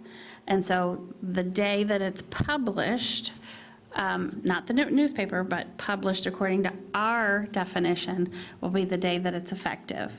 Now, we may impact that a little bit, so that we're probably looking at having, if it's passed tonight, probably not looking at our definition of publication for a week to a week and a half to give staff, because they didn't know if this would be passed or not. Obviously, they've been trying to prepare for it, but to make sure that they have the letter and all of those addresses ready to go out, because part of this moratorium verbiage includes the up to, the 22, and the 2 for those renewals.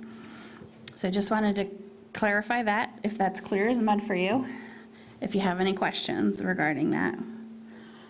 Otherwise, do you have any other questions regarding the moratorium, or is there a motion regarding the moratorium?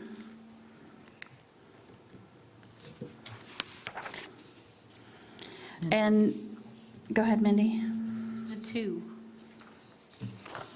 I'm sorry, the 2? The exceptions from the pending applications. Yes. Those aren't the 2 that came before us tonight, are they? No. They are not. So, PT, do you want to talk about the delineation between those 2 and the 2 that were mentioned here during public comment?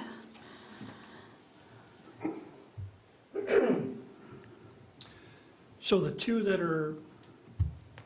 have been talked about in meetings that are in the queue were two applicants that had everything in before the moratorium went into effect. However, they didn't have final C of O.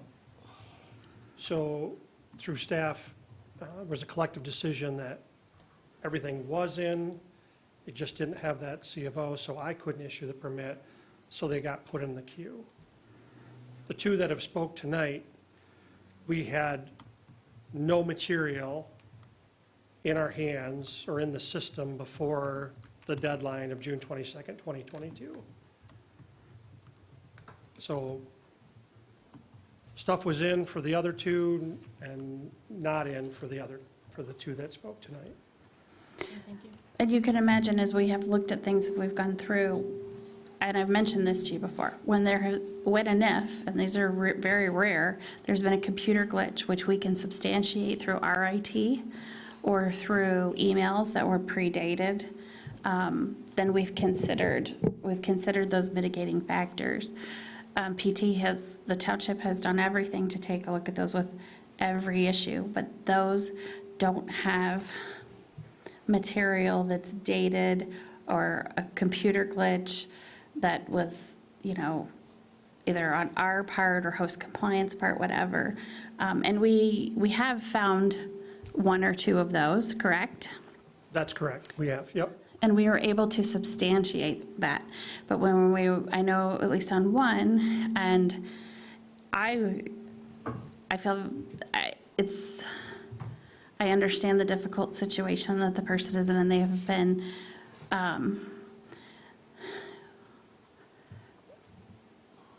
kindly reasonable in communications with us, and I appreciate that. But we did ask for, give us the I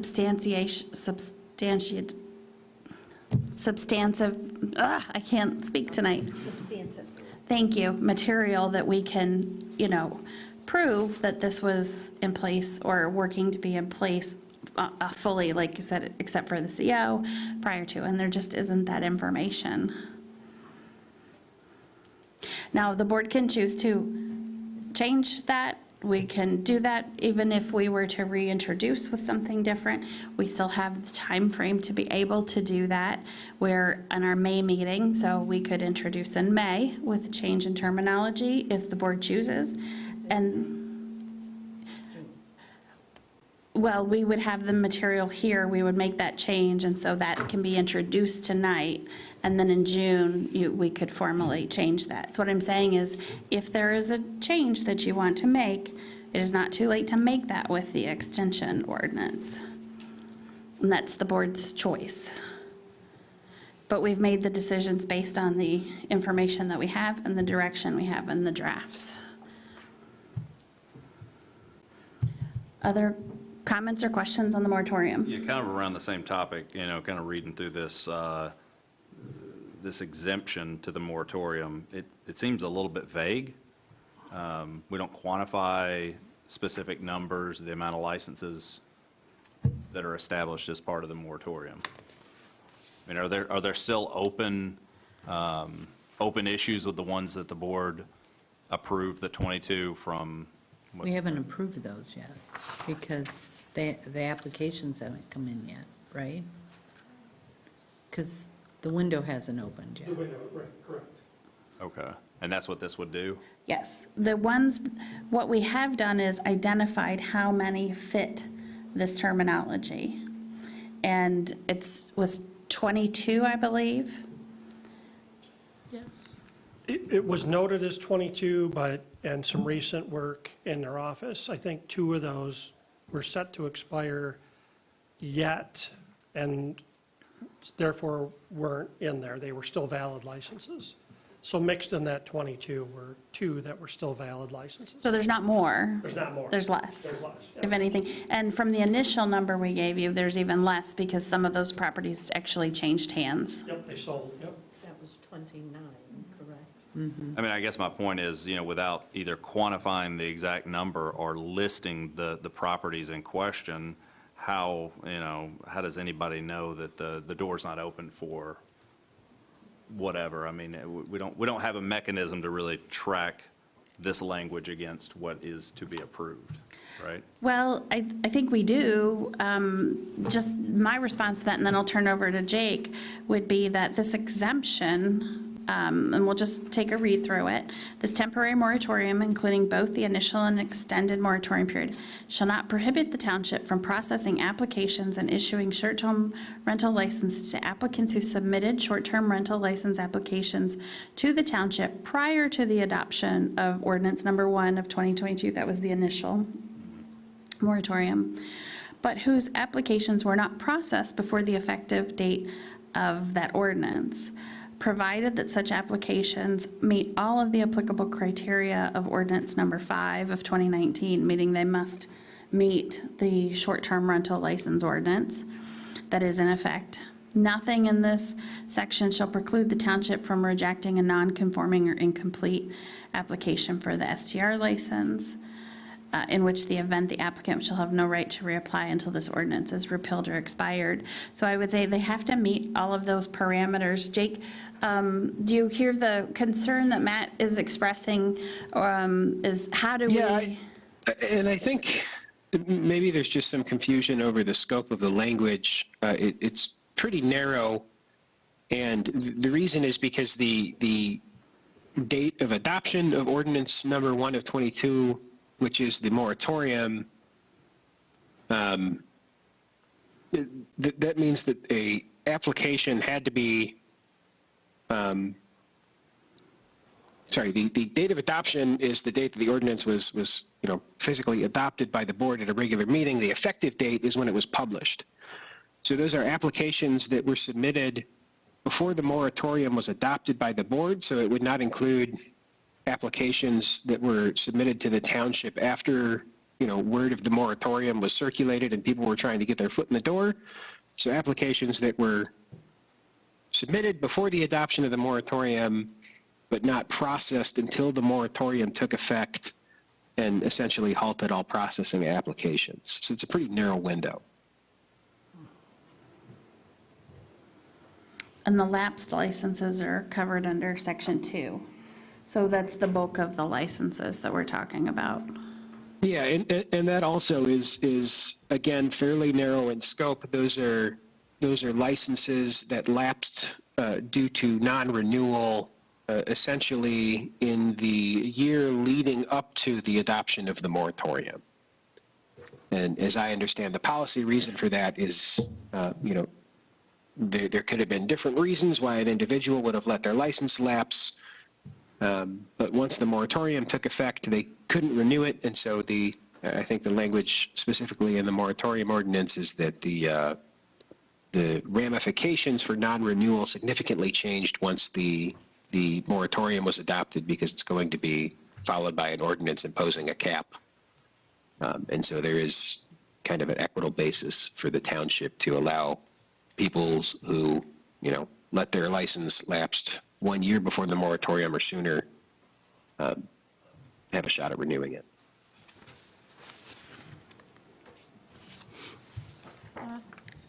Yep, Mindy?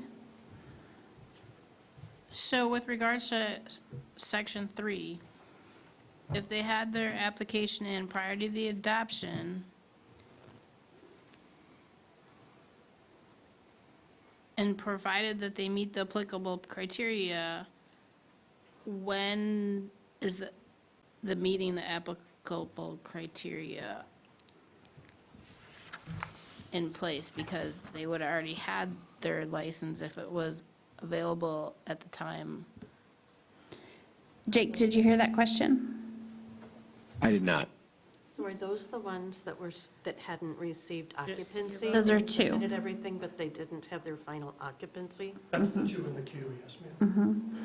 So what Mindy's asking is, do the 2 that had everything in, but the license was not issued because the certificate of occupancy hadn't been granted yet, do those fit under section 3 the way it's drafted?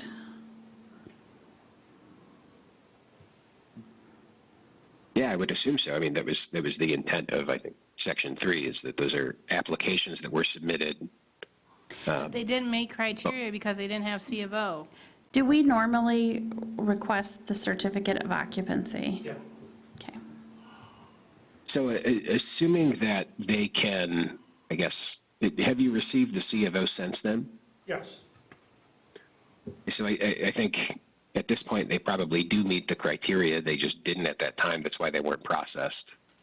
So I think they would, because they were submitted prior to the adoption of the moratorium, but weren't, they weren't denied or approved before the moratorium took effect. I think both of those applications would fit under Section 3.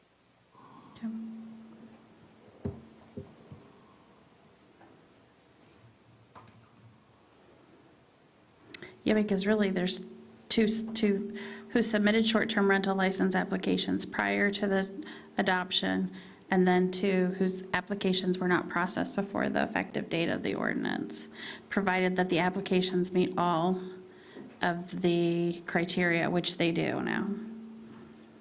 Yeah, and there's no limitation in that language that the applications, as submitted on that date, it's just the applications. And so if, supplemental information was provided in the interim. So if you choose to want to keep those two in or not, that's the board's decision. But if you choose to keep them in, the language is drafted to accommodate those. Other questions on the moratorium? Okay, again, that was, we voted to introduce that. We do vote when we introduce it. Yes, we do. So we voted in April. And this is back before the board then for adoption. So what would be we're saying that this new moratorium is going to supersede the existing one that expires in July. Mm-hmm. What is the target township published date? So I think last time we talked about we usually give ourselves some administrative time, a week, to make sure, depending on what the week after. I mean, sometimes we can publish 2 days after the meeting. It just depends what else is going on with the township administratively. But typically, safely, it's about a week and a half. And I always try to make sure that there is a physical paper the day that it is published, not just an electronic e-edition. So that limits us to Wednesday through Sunday. Monday and Tuesday are both electronic editions in the Record Eagle. And It then, can still be on our website and in my office. yeah, because the paper portion, that just has to be done within 7 days after the posting. So that doesn't affect the ordinance effective date. It's just whether we follow through with that to make it fully compliant with statute. So I would say, staff-wise, we're probably looking at wanting to make this published from our definition, probably no sooner than next Monday, and probably no later than 2 Mondays from now. So sometime in that next week. The 22nd. Yeah. And again, that will be on the website, and then letters will be going specifically to those parcels that fit this criteria.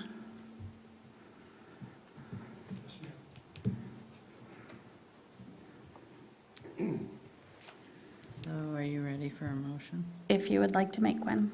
I move to approve ordinance number 2 of 2023, ordinance extending temporary moratorium for short-term rentals. Is there support for that motion? Support. The motion is made by Bartlett, supported by M. Cortade. Further discussion? I'll just say, I support the moratorium. I feel like it's a little bit, it feels a little bit counterintuitive to be opening the door for additional licenses at the same time that we're issuing a moratorium. I know that the board voted to agree to that in the past couple months, but. Yeah. Definitely, there's a lot of factors at play and influences, for sure. Matt, we didn't vote to do that. We voted to introduce this. So this is the vote on whether or not we allow it. Yeah, I get that, but we've got to make a decision on whether or not we extend the moratorium. And the date, I think, so we're talking, I think we went through the dates last time. This takes us through June, July, August, September, just the beginning of September. Our anticipation, our goal is for the August to have that done. Okay, so the motion was made by Bartlett and supported by M. Cortade. Any other questions or comments? Okay, Ann will do a roll call. Bartlett, Yes. M. Cortade, Yes. Lyle, Yes. Walters, No. S. Cortade, Yes, Cook. No. Did I get Lyle? yes, friend. Friend. Yes. Okay, so that was the easy part, you guys. Now I get to the fun part. All right, Claire, we want to take us through the short-term rental ordinance and amendment and the changes that we've seen that were directed at last month that we're seeing in this language here. So the board last reviewed the proposed amendments at your special meeting. That was April 5th of 2023. So based on that discussion and subsequent, we had follow-up discussions with staff as well as the township assessor. The team with Jake has provided amended language for the board's consideration. So Jake will go into more details about the proposed amendments to that ordinance, but I will just kind of summarize. The board provided guidance on changing the visitor hours to 8 a.m. to 10 p.m. You also provided direction that you were looking for a cap that was instituted by resolution as opposed to specifically stated in the ordinance, so that will allow you to amend, by resolution, change the cap as opposed to having that tied back to the ordinance in which that would require future amendments. You also discussed reviewing that on an annual basis, not necessarily making changes every year, but reviewing that on an annual basis. And then also the staff, planning and zoning staff will be on an annual basis notifying the public of any available licenses. So it won't happen more than once a year, but it will happen once a year at a maximum. And that will allow, ensure, just with the amount of staff time that would be dedicated towards noticing of those, will reduce kind of those happening on a rolling basis. There was also 2 additional proposed or amendments for the board's consideration, and those were based on staff discussion with legal counsel. One is we're proposing an annual renewal of licenses that occurs at the same time every year. So that will allow staff to send out notices by mail to every single licensed short-term rental holder. So instead of just relying on electronic communications, we'd be able to, at the same time each year, notify all of the license holders of the renewal period. So the way it's drafted right now is that it would open up on, that the first deadline would be December 1st. Staff would have a month and a half to ensure all of those licenses were complete, and then another month and a half to act on them. So it'd basically be a 3-month renewal period that would happen on an annual basis is what's proposed. And so Jake can answer some additional questions on that. Clarification on that. Right now, the host compliance does notify prior to a renewal that's needed. We have heard that doesn't happen. There are lots of reasons that might not have gotten to them. Spam email, as everyone has experienced, changes in email, dropped off, that sort of thing. But that does happen now. And when we do that in the future, we will likely continue to do that even through a contractor like Host Granicus or any other vendor. But having them done in a bulk all at once makes that awareness much more acute, and to make sure that communication is very aware to those STR groups of owners. Yep. And the other possible change for the board's consideration is including cabin courts, existing legal non-conforming cabin courts in that 1,000-foot radius requirement.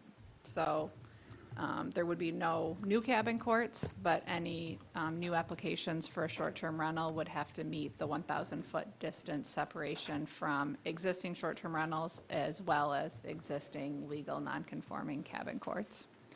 And that was based on some of the public comments we've heard, as well as the fact that cabin courts, operate in a similar manner to a short-term rental. They have, similar impacts to surrounding residential properties. And then the last proposed change, and I'm going to let Jake talk about this in more detail, it's basically based on our discussion with the Township Assessing Department and the license transfer related to corporate entities and trusts and how to handle that in a fair and consistent manner. Okay, Jake, do you want to take over with that and kind of delve into the weeds a little bit with that transfer? Yeah, absolutely, and there are certainly some weeds here. So for the transfer provisions, you'll notice, and these are changes. Let me see here. This is section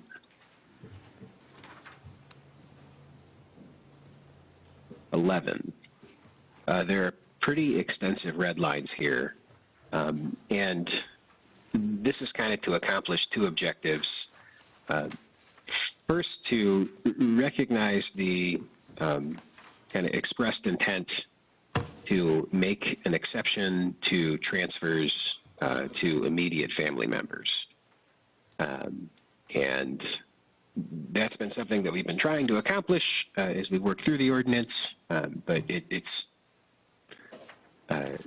becoming increasingly, or I guess it has become a little bit more complicated to apply that even-handedly, which gets to the second objective of these changes, which is to effectuate that transfer to immediate family members fairly and even-handedly to different forms of ownership.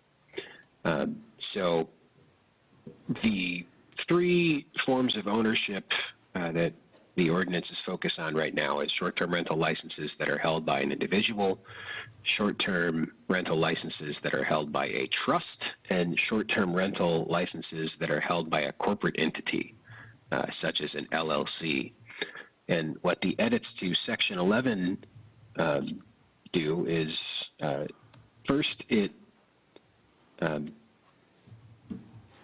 generally provides that licenses are non-transferable, and then it defines a transfer relative to certain events, which includes a conveyance of the license itself, a conveyance of the property, and a conveyance of interest in a corporate entity that owns a short-term rental license. So for instance, if you have an LLC and that LLC owns a short-term rental license, if rather than sell the short-term rental license, you sell your LLC to someone else and then the ownership changes, but the short-term rental license is still held by the LLC. Previously, that, it's debatable as to whether that would have been treated as a transfer. Now that is treated as a transfer, so it's kind of putting individual ownership and corporate ownership on the same footing when it comes to the ability to transfer, and then also for trusts, changes to trustees or beneficiaries. Again, that's going to be treated as a transfer. And that's kind of the general rule, and then the subpart C here is the exceptions. And there's some introductory language that sets forth the general township public policy that I think has been expressed, underlying, why we are making these exceptions to transfers.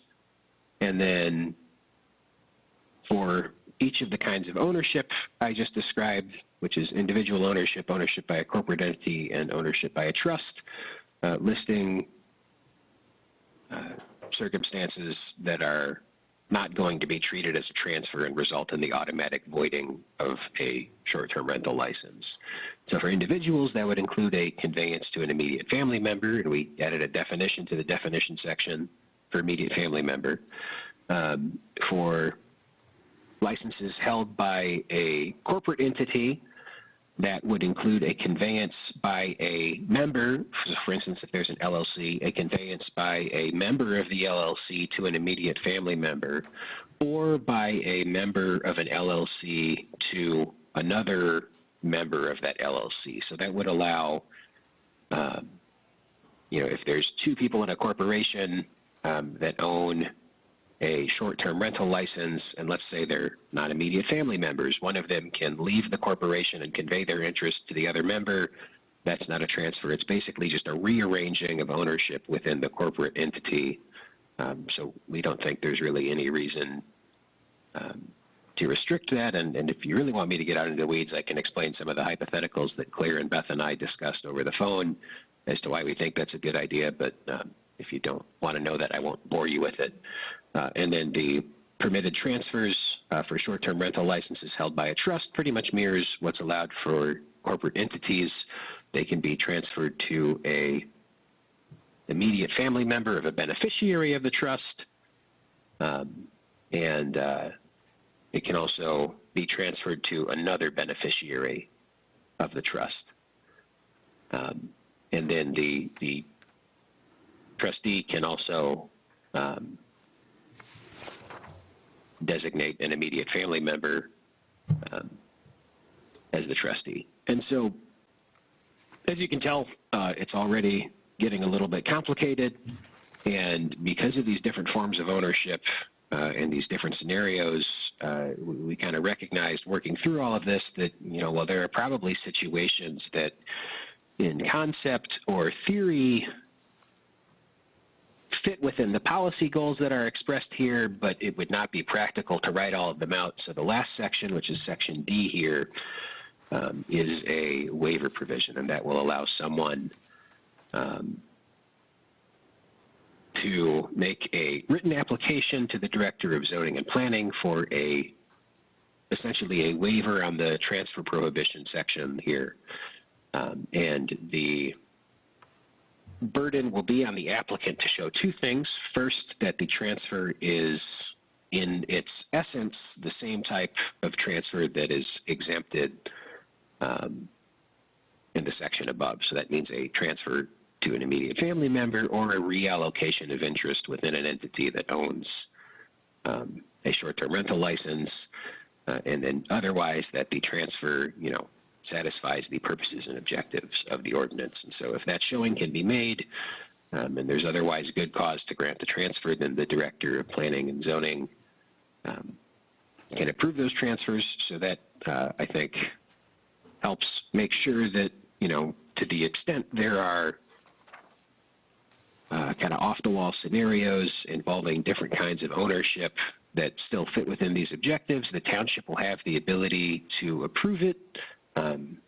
But again, it should fit within those objectives. So those are the big changes to the transfer provisions. And I guess at this point, unless you want me to walk through the other ones, I think everything else is relatively straightforward. I'm happy to answer any questions if I've sown any confusion in my explanation of these provisions.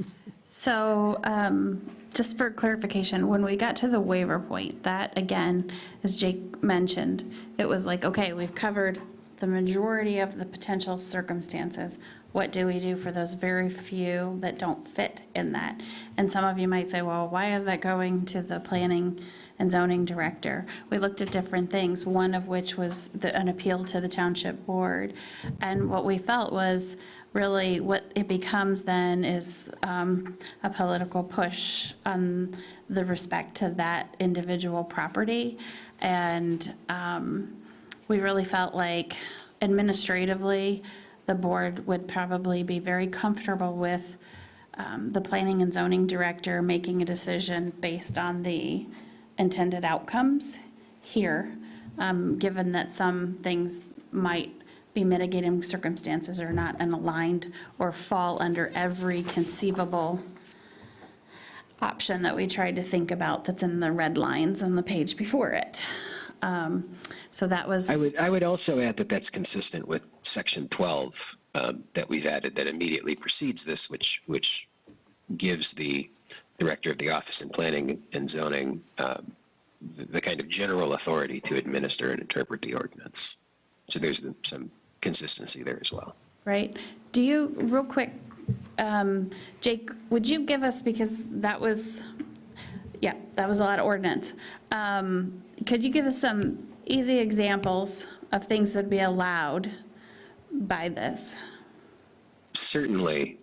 So short-term rental license held by an individual, so let's say it is a father, he wants to convey his, short-term rental license and perhaps the property that accompanies it to a daughter, that would be permissible as a transfer to an immediate family member. If it is an LLC, let's say it's an LLC held by a husband and wife, they could transfer their short-term rental license to a child or children, or if, let's say they get a divorce and they don't want to be in this venture together anymore, one of them could convey their interest to the other, and none of those would constitute a transfer. Okay. Okay, let's go ahead and, let me get Mindy's question first she had, and then we'll come to you, Glenn. Mindy, go ahead. I'm playing devil's advocate here. When do we need the list of corporate entities? Corporate, that's entities is not the right term, but the people in the corporation. When they would get their license. Jake? And I should have explained that. So that is one of the edits that was made in connection with these transfer provisions. If you'll direct, or you can take my word for it if you don't want to flip the pages, but we made an edit to section 5B1, and these are the application materials that are required. And section 5B1 requires name, address, telephone numbers, and email address of the owner of the proposed short-term rental. If it is a corporate entity, the application has to identify all members of their percentage ownership interests in the corporation or other entity. If the proposed short-term rental owner is a trust, the application needs to identify the beneficiaries. This is actually twofold. By the way, that's on page 107. This is actually twofold in that it applies to the license holder, but this is also very helpful information for our assessing department as well. Okay. Right, and this will help the township track, the general prohibitions on transfers, like that scenario we talked about, where if an LLC kind of changes who is owning the LLC, it's still ostensibly the same owner of the short-term rental license. Well, if you have to submit paperwork every year saying, hey, this is who's in the corporation that owns the short-term rental license, that way the township can kind of. So that can change every year? So it can't change every year. I think if it meets the criteria They would lose their license. set forth in section 11, there needs to be an application for a transfer. And maybe that was something that I didn't explain, but if we go back to section 11C,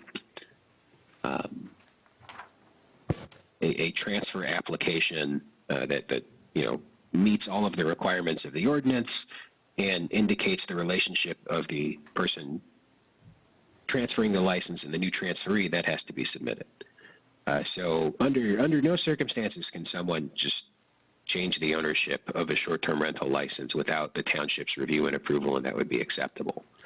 And then notwithstanding that, if a corporation did, change one of their members without the township's approval, then that would be grounds for revoking a license when the renewal application was submitted and it identified someone different than it did last year. So you couldn't have John and Jane Doe own the LLC and are the license holders, and the next year that changes, well, that would call into question their license, correct? Unless they had transferred it, unless the new LLC owners were family members as defined by this.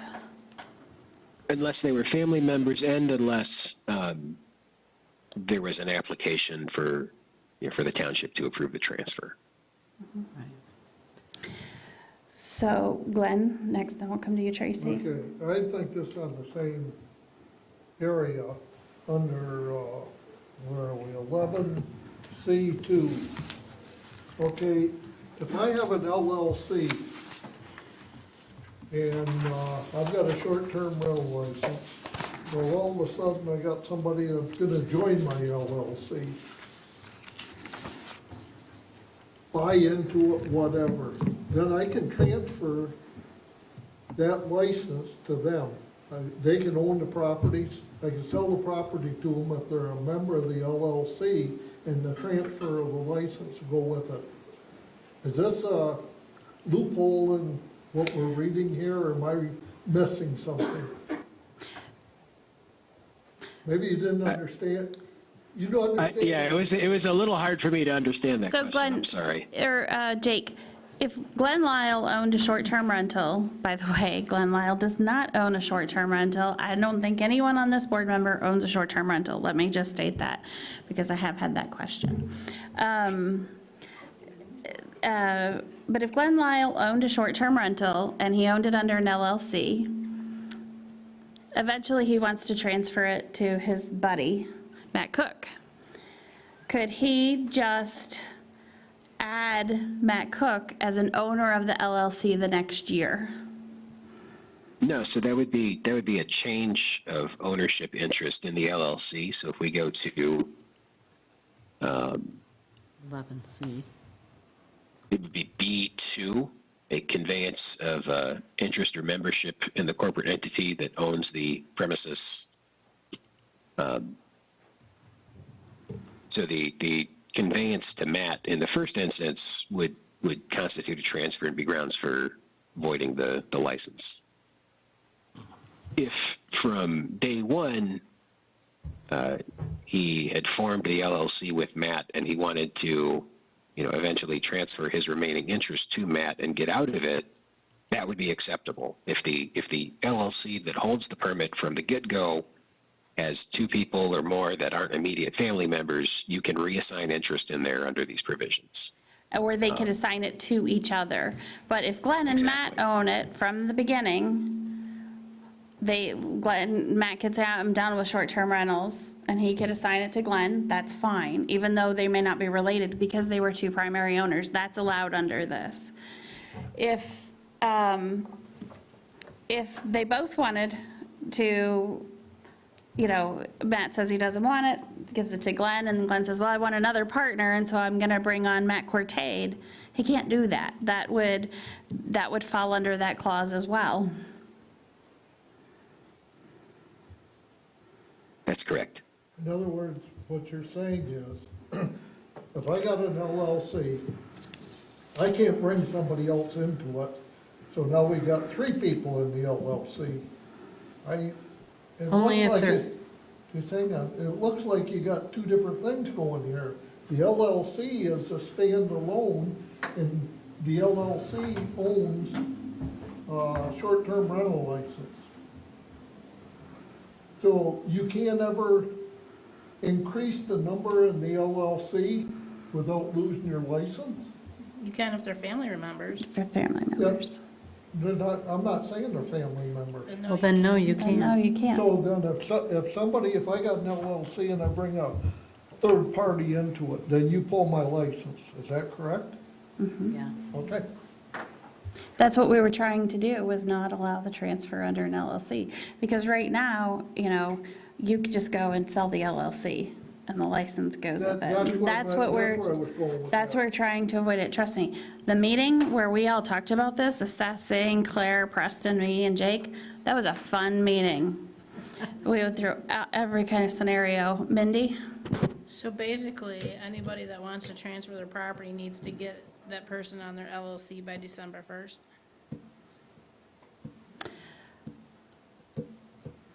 I wouldn't have suggested that at an open meeting, but you can. Any other questions? Mindy, or Tracy? I just wanted to, where did he say that we did that? Oh, so in the B1, when you asked about entities in the corporation, Isn't that filed with the state under their? There's only one agent usually on that listing, though.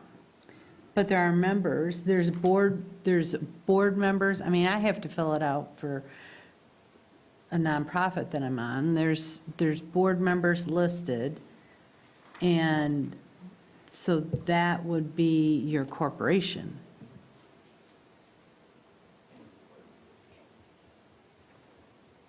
As well as the LLC, there's documentation that's recorded with the state that lists the members of the LLC. That's what I'm asking. When is that, when is that date? I'm not sure if that's, I mean, I don't know. I don't have an LLC that I'm a party to, or aware of that I'm a party to. Jake? Isn't that what he was talking about, B1? Yeah, that's what I'm At the time of saying. application, it's incumbent on the owner, and if it's a corporate entity, the application must identify all members and their percentage of ownership interest in the corporation or entity. If there were an easy way to look up all the LLC owners and their percentage, Susan Carricos would have been all over that a long time ago. And she was not mentioning that at all during that meeting. I just know with. I know some of that information is available from Lara, but I don't know if you get all of the members. I think you get like a registered agent, and maybe a member. Well, you can get all the paperwork associated with it as an attached PDF. I mean, we had to list it for our LLCs that we. Well, and I would say, I guess, regardless of the availability of that from the state, from an administrative standpoint, and I guess to save the township work, to me, it makes sense to just include that as an application requirement, to have the burden be on the applicant to provide that information rather than have to go track it down. Tracy, did you have like a further question from that? I thought I sensed one. I was just holding to respond to that. Okay, okay. Other questions or comments on the draft version in front of you? Mindy? I have a question not related to ownership. I have a question on the top of page 109.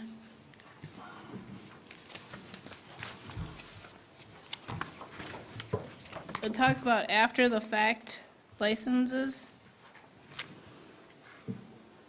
Should that be still in the ordinance?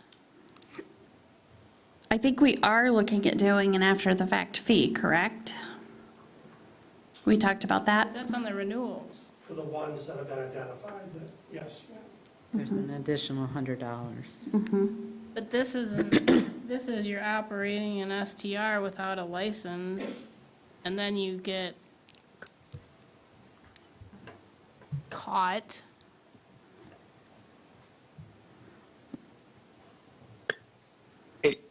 My understanding of this provision is not that it applies to someone who's operating, or I guess who is just operating an STR without a license.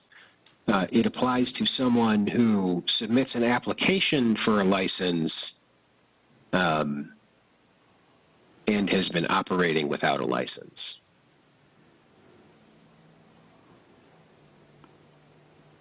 Understand? I don't follow. Doesn't this say that they have the ability to get a license at any time? Jake, did you hear that question? You might want to speak up. Yeah, I don't think this says that they have an ability to get a license. This is just this as I read this section, it's stating that if an applicant submits an application and it's discovered that they've been operating without a license, there's an additional fee. And this was, I think, primarily routed in, before, right now, they would have a tough time getting one. If someone were operating without a license under our previous ordinance, our current ordinance, we would deal with enforcement with them and inform them how to become compliant. And they would have to go through the licensing to become compliant. And so this allowed that additional fee for the staff time that it would take to do that. This is going to be a little bit different and maybe not even as applicable as I can tell from the updated ordinance, because if they're operating without a license, you can't just bring them into compliance by having them go through the application process, because typically, probably a license will not be available. So I think So that this. maybe somewhere way down the road when the license cap, is much closer to the actual number of licenses in the township, and there's more people applying for them and receiving them, this might apply. I think maybe the concern that's being expressed is that this somehow would provide an opportunity to obtain a short-term rental license to someone who's operating illegally, and that's not the case. It doesn't offer them anything more. It just says that there's going to be an additional fee if an applicant has been operating without a license. That's right. Did you have anything else to add to that, Clara, Preston? Okay. Go ahead. I guess I'm just confused. So when would that come into effect? Well, like I said, a lot of this language, remember, was tied over from the previous one. So when we And didn't have a cap? when we didn't have a cap, this would definitely come into effect, because Right. if we found someone was operating without a license, we would say, hello, you need a license, you need to come into compliance, here's how you do so. And then they would follow the application process, and then an after-the-fact fee is reflective of the additional staff time in which we work with them to identify if they are an appropriate potential license holder, and in getting them through that licensing process. However, the ground shifted a little bit, but I still don't think that I don't think we have to take that out, because Yeah, at there's no some harm point, having it there. it doesn't do anything if they can't get the license. Right. There's no after-the-fact fee. You can't get the license, you're not paying an after-the-fact fee, you're operating without a license, and you can't get one, so you need to stop operating. However, the situation that we have today will not always be the facts on the ground. They will shift and change over time, and this ordinance then is drafted to reflect dealing with those changing circumstances. So it doesn't have to be added in when those circumstances change. It's Mhm. there. Correct. Correct. Other questions on changes? You talking about the whole thing here? Yeah. Yeah, I guess I'll get rid of the 800-pound grill on the corner. I'm sure, I know we all got emails, we all got calls, and I did a lot of soul searching on the 7-day. And I thought, what are we gonna, well, let me back up. The problem is, we got people complaining, but we don't have any written complaints. And this is just my thought. People are there for 3 days. Okay, the second day they're there, the second night is when the problem is. So the person that's gonna complain, they get up next day, the people are leaving, they probably don't go through the process because the person's already gone. The 7 days, I got thinking about it, and what is it gonna solve? It's gonna cut your potential complaints in half, potential complaints. Because you're not gonna have somebody in there for 3 days, they party the second night or whatever they do. They're gone the third day, and the person said, well, no sense calling, they're already gone. Yeah.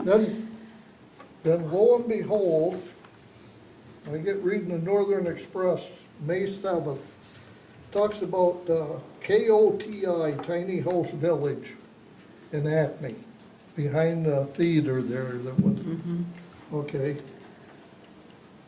And they got list 16 2 or 3 bedroom units for rent, first available June 1st. The 2-bedroom micro flat price range, and that wasn't the whole thing, but it was $325 per night during January through April low season. Reaches $571 per night during June 1st through September 4th, high season. High season rentals carry a 7-day minimum booking. So this isn't anything that just come out of the sky. I mean, apparently these people, some people are using it. So I just wanted to convey what I had found when I started doing some research. Okay, all right. And that is one of the, I wanted to go back and recap some of the major changes. And that, of course, is the first, well, that is one of the primary ones.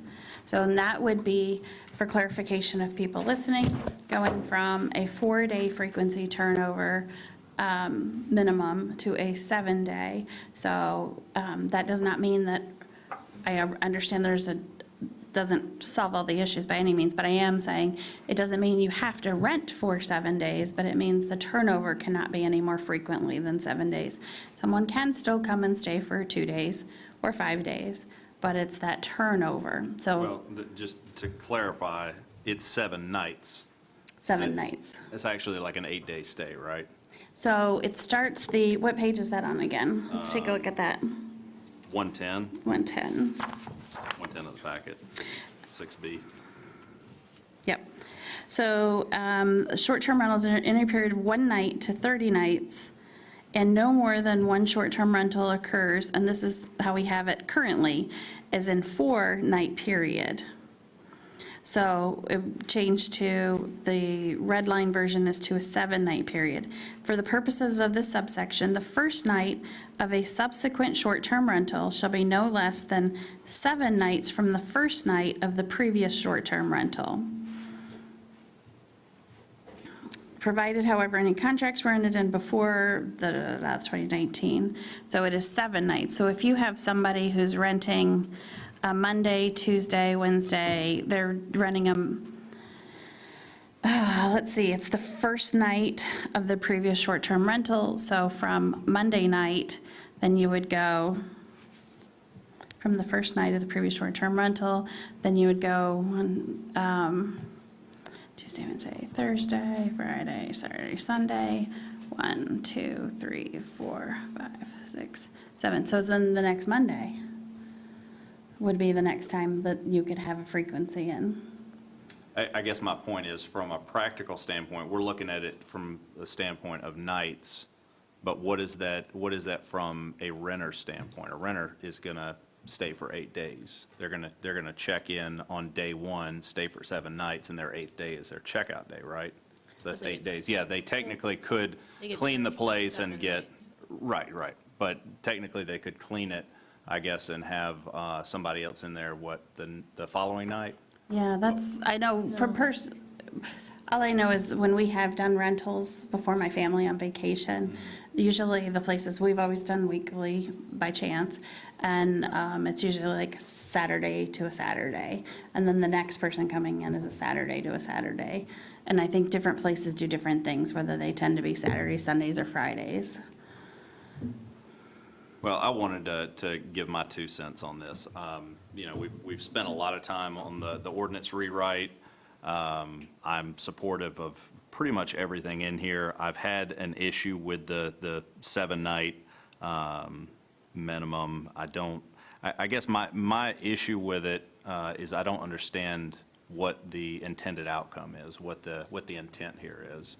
And I can't really quantify in my head what the benefit is going to be to implementing, first of all, and how we're gonna police it, how we're gonna enforce it. Okay. So PT, do you want to talk about the enforcement of it, first of all? Which I assume would be very similar to the enforcement with a 4-day. Yeah, in my time here, Matt, I've only received 1 complaint about the turnaround time. And actually, the individual that made that complaint was incorrect. He was wrong, and there was no violation. But so it's complaint generated that there's new people here, and it's within that, it's too soon, and then we contact. But we don't really, it doesn't sound like we really have an enforcement mechanism outside of neighbors watching and If taking host notes. compliance has a red flag for that, I have not seen it yet. Okay. So one potential mechanism for that is similar to the licensing, which we add in, which is that licenses must identify their license number on their advertising. And that can be included as well in the frequency, that the frequency must be noticed on any advertising. Why, why did this get put in here? I mean, what is the, I guess, what's the intent here? Are we trying to reduce, or are we hoping to reduce frequency and the amount of people staying in short-term rentals, and therefore the outcome is going to be less complaints? Is that the intent? So I would reach back to Mindy, because you were in the Planning Commission when this Planning Commission spent 2 years going through public hearings and input. And this was in the original verbiage that came to the Township Board. It was in it for quite some time and was pulled pretty recently before we instituted the ordinance. So do you want to talk about maybe some of the rationale on why you recall that that's included, if you feel comfortable doing so? So we talked a lot, went back and forth about how many days is the appropriate for a short-term rental if there is a day requirement. Many people were on a week, traditional family vacation, typically was a week. But then we also talked about, off-season and, if somebody has a short-term rental, we have ski weekends and snowmobile weekends, and in the winter months, you don't typically have that traditional family vacation that you saw in the winter. And that's, I'm sorry, summer, thanks. So that's why some people said the 4 days, so that you could get the Thursday, Friday, Saturday, Sunday. Right. And instead of just doing a Friday to Friday or Saturday to Saturday or that kind of thing. It was for that off-season that they went to the 4 day. But there are lots of residents, when you are coming to, when you're going on vacation, everything's in your car. So lots of people go out to their vehicle all hours of the day and night to get whatever they need out of their car. And just, the coming and goings, and, it's different and exciting and new. And when you've got different people at your next door neighbor every 4 days, every 7 days, it gets, the lighting's different because people are coming and going at different hours. It's not the rhythm of the neighborhood. You don't know what your neighbors are doing. I know that I have a neighbor that comes home every night at 11:30. That's just what he does. I have, you know the rhythm of your neighbors, right? When you have short-term rentals, you don't know the rhythms of your neighbors.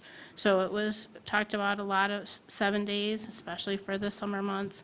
The 4 days was thought about for the winter, the long weekends in the winter months. There was a lot of discussion about the 4 versus the 7. Personally, I was always on the 7, but the 4 was what was approved by the Planning Commission. Well, by the Township Board. Well, recommended from, 7 was recommended from the Planning Commission, and 4 is what was approved by the Township Board. oh, was that where it changed? I don't remember that. Yeah, that's what my recollection is. Yeah, I sat with you at the 2-year discussion. So, I would say historically, you ask, how did that get put in and why was that not utilized? My recollection is that these were vacation places that existed where people came and traditionally spent a week-long vacation. And people were accepting of those. They existed in the lakes area regularly. While technically not allowed, and a lot of people don't want to hear that or know that, but unfortunately, it's what we found to be true, because they were not allowed legally at that time. We wanted to have an avenue where they could legally operate in East Bay Township. There is a value to short-term rentals. They do bring in people who are traveling, offer a different opportunity to experience our area, have a revenue stream to the region in tourism. But at the same time, we wanted to balance the fact that these exist in areas that are where people live, in residential areas. And so in trying to balance that, and wanting to keep it a more traditional week-long rental, that 7-day was in there. My recollection of it getting reduced to 4 was just literally a lot of commentary at the very end by short-term rental owners who did not want to see it to be 7 days, wanted it to be 4 days. And that's just what happened in the vote. I'll agree with you myself. I liked the 7 days at that time. And when we came down to vote for it, I did vote for the 4-day with change.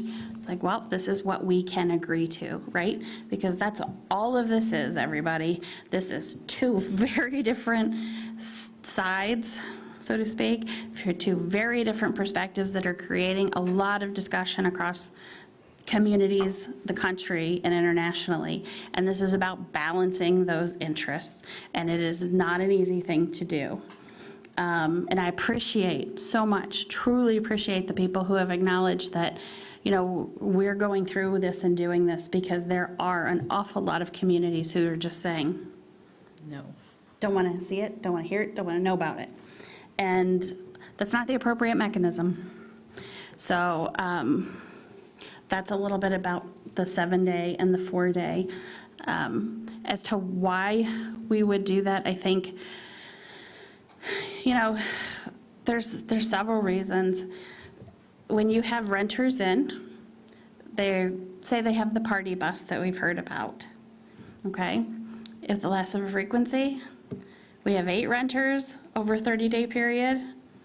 We have 8 potential party buses there. This, we have 4. And someone has mentioned just, and I understand definitely understand their suggestion, just eliminate party buses. They can't come to the house. How do you can't. I've talked to that with legal counsel, and even just entertaining that. You can't. What are you going to do? Are you going to ban Ubers from coming to the house? I mean, it's in practicality, there's no way to really do that. And that becomes very difficult. What do you define a party bus as? Is it a revamped ambulance? Is it a bus? Is it a car? Like I said, is it an Uber? That becomes a tough thing. And then there's the other proponent of that as well. If you have a party bus, you have a sober driver. And so you are more responsible with that. So again, the 7 days leads to things like less potential for party buses there. And there's a lot of similar examples of things that people do on vacation that they're doing half that amount of time. I will say, when I envision 4-day, 7-day, what I think of is the smaller inland lakes, or the neighborhoods with the small lot sizes, and that they're having that increased turnover, right? But I am not convinced at all that someone who's on 10 acres, 20 acres, more this doesn't impact them. And so I am slightly concerned with that impacting people where it's not really going to mitigate what we're trying to get at. So I do have a question for Jake, which is there the opportunity to keep the frequency at 7-day for some defining factor which would impact the neighbors? So an example would be on properties, less than 5 acres or something like that. Would that be a potential?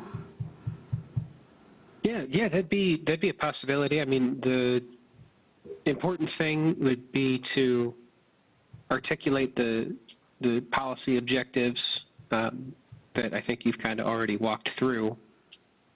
But otherwise, I mean, that's not, to me, it seems like there's a rational relationship between the potential impact on neighbors based on parcel size or perhaps other factors, and the frequency, the turnover rate that the township's going to permit. So if there's guidelines that the township wants to use to articulate a rule like that, I don't think from a legal perspective it would necessarily be problematic. I think if anything, that shows that the township is trying to narrowly tailor its restrictions in a way that is permissive as possible, while still, being respectful of the competing interests at stake. So yeah, I think it's a fine idea. Can I make a suggestion?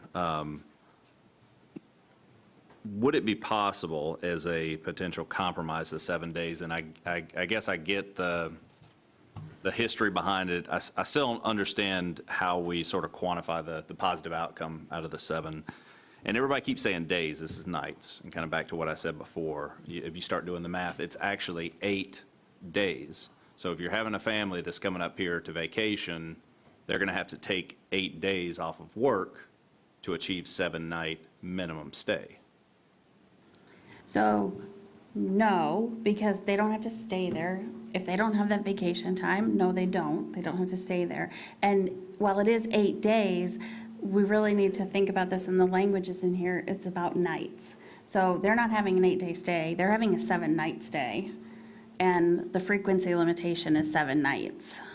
Okay, well, we keep saying days, so. Okay, well, just, I think that's just nomenclature, or verbiage when we're talking, yeah.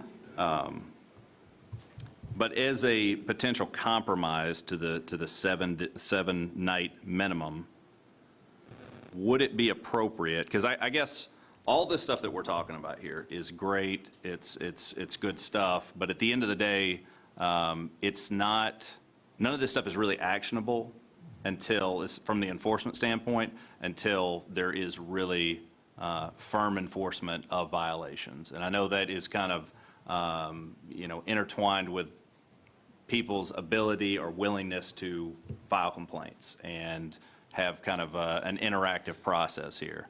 But I guess I would suggest that maybe we use the 7-night minimum potentially with part of the violations. Leave it at 4 now and change it for people that get suspended to 7 nights. Is that possible? Well, I don't know, that would be a question for Jake. I mean, if the intent is to, hey, we're gonna really buckle down on impacts to the neighborhoods, well, the impacts to neighbors should be technically violations, and if the violations are enforced and reported on, then that 7 days can be implemented on an individual case-by-case basis for people that are violating and disrupting neighborhoods. Yeah, so, Yeah, could I just offer one thing very quickly? Jake would be the one to offer the legal perspective on that. I could, from a policy standpoint, my perspective when I hear that is that the lots of things that are going on that we want to limit by that 7-day minimum or frequency is not just enforceable items. So when I talk about 1 party bus over a week versus 2 party buses in a week, those are not things that are not allowed. So it's not just you're trying to mitigate things that are against an ordinance, this ordinance, or the fireworks, or the noise. You're also just trying to mitigate general negative externalities that may not rise to the level of an enforceable action. So, but let's go to Jake for the legal part of that. Yeah, sure. Well, and I'll leave the policy discussion to you guys. From a legal perspective, I don't see any reason why that couldn't be a penalty. That it is directly related to the permissions that are granted pursuant to this ordinance, and it seems like it could be used to address, if there's violations, probably some of those negative outcomes. So yeah, from legally speaking, I don't see that there'd be a problem with instituting it as part of a penalty provision. Okay, other thoughts on the 1 and 7? John, we like your coining of the 1 and 7. That seems to be pretty accurately. On the 1 and 7 class, Matt? Yeah, Preston, you mentioned you only really had one complaint. Was the 4-day not working? In the sense that if it's not generating a lot of complaints and a lot of your time, and I know the argument is that people complain but then don't complain to you, so it doesn't get recorded. But I guess I'm back on that. I don't see where there's that much, it's a cost-benefit type situation, but I don't see where there's that much benefit to going to 7 days as opposed to leaving it alone. That's where it's been. If it had been working, why are we trying to change it?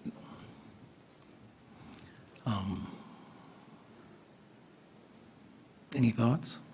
So, as noted, just one complaint, but I have had correspondence with the public that have wanted to make their point that the frequency of the changeover with the 4-day reduces the feel of the neighborhood.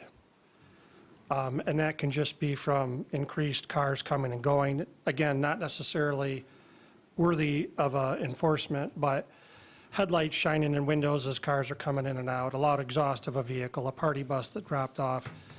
So they express their support of a 7-day to help reduce that turnover, to help maybe reestablish to some extent the feel of a neighborhood that was there prior to short-term rentals coming. And I understand that, but I guess if I'm renting the house for 4 days or if it rent for 7 days, just because I went to 7 nights, 7 nights, doesn't mean I'm going to stay 3 days in the house and not go somewhere.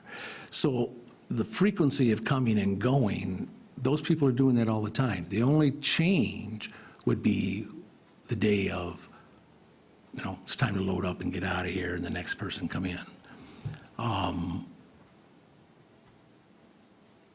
I guess, originally I was on the 7 bandwagon, but I've kind of fallen off, because I think of it from the point of view that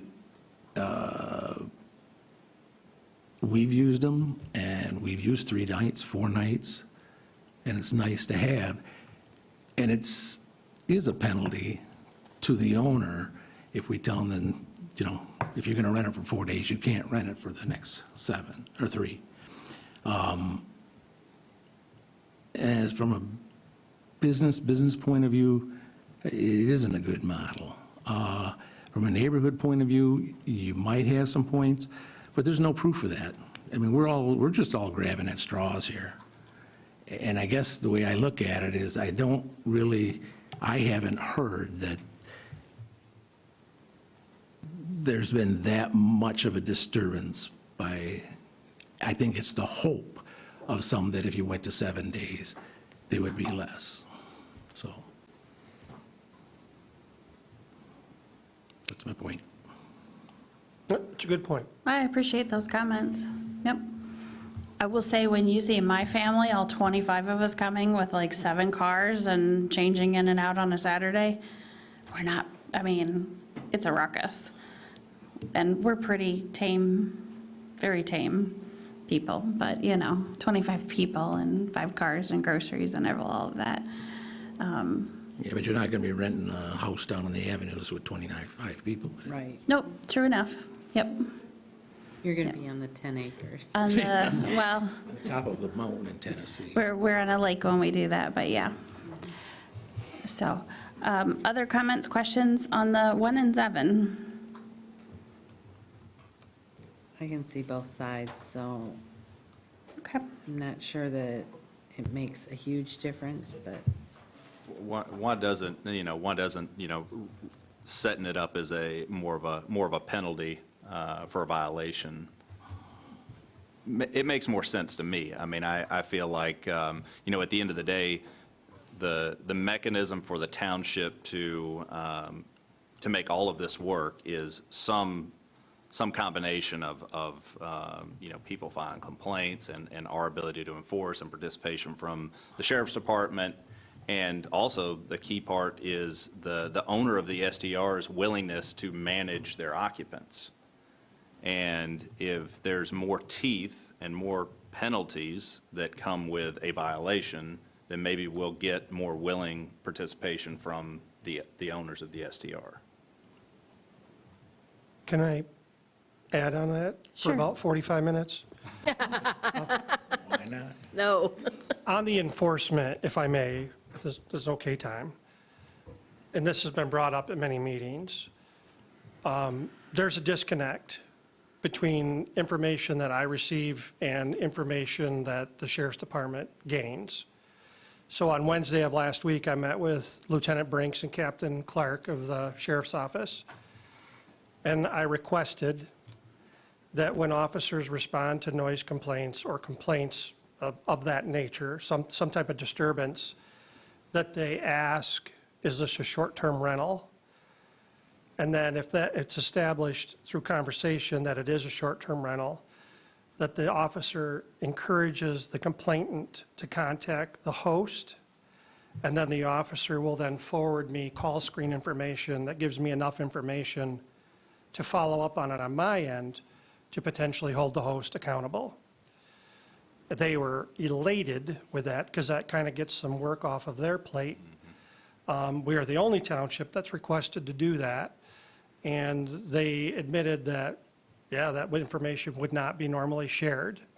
So, and I also informed the Sheriff's Department that I encouraged in a public forum that the complainant for some type of short-term rental issue ask to see the officer, because that's a huge difference.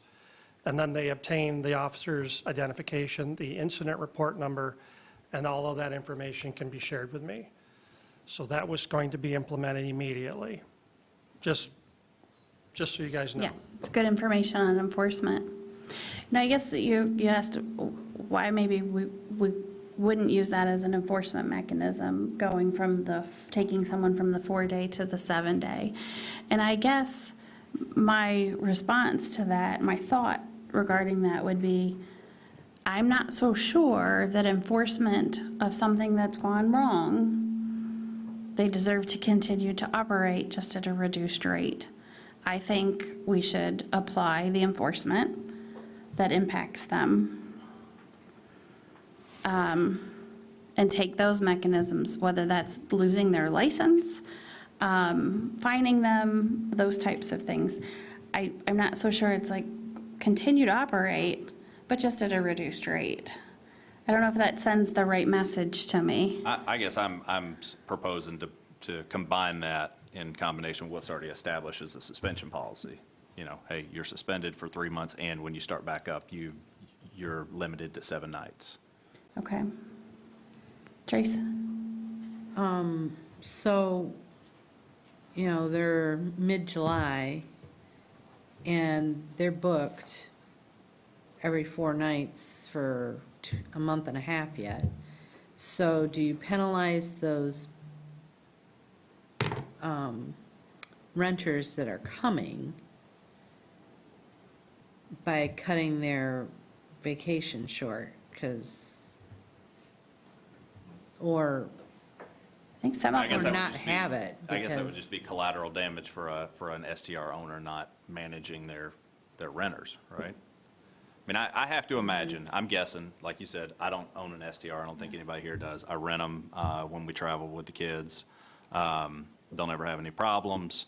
But I have to imagine that a vast majority of the STR owners have neighbors.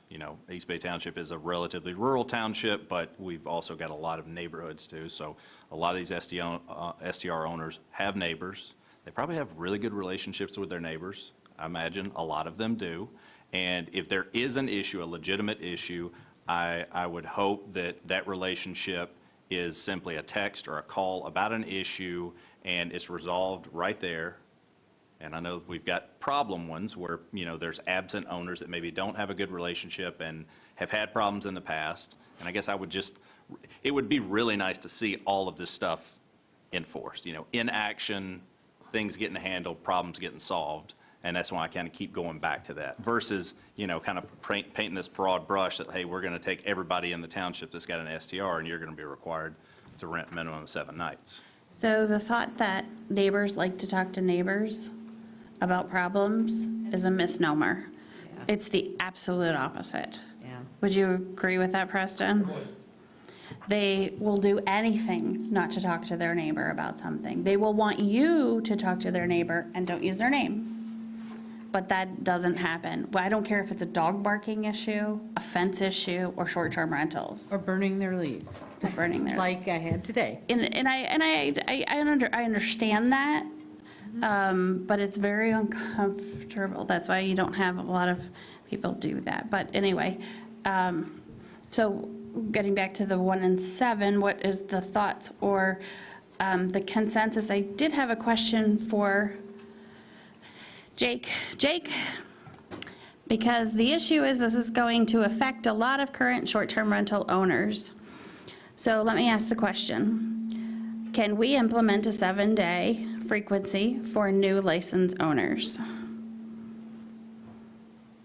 Essentially grandfathering, which doesn't happen in an ordinance, in a general law ordinance, but essentially what people perceive as grandfathering.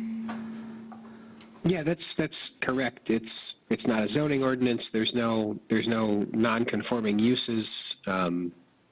Generally, someone doesn't have a vested right to a regulatory scheme being maintained in the same way that it has been in the past.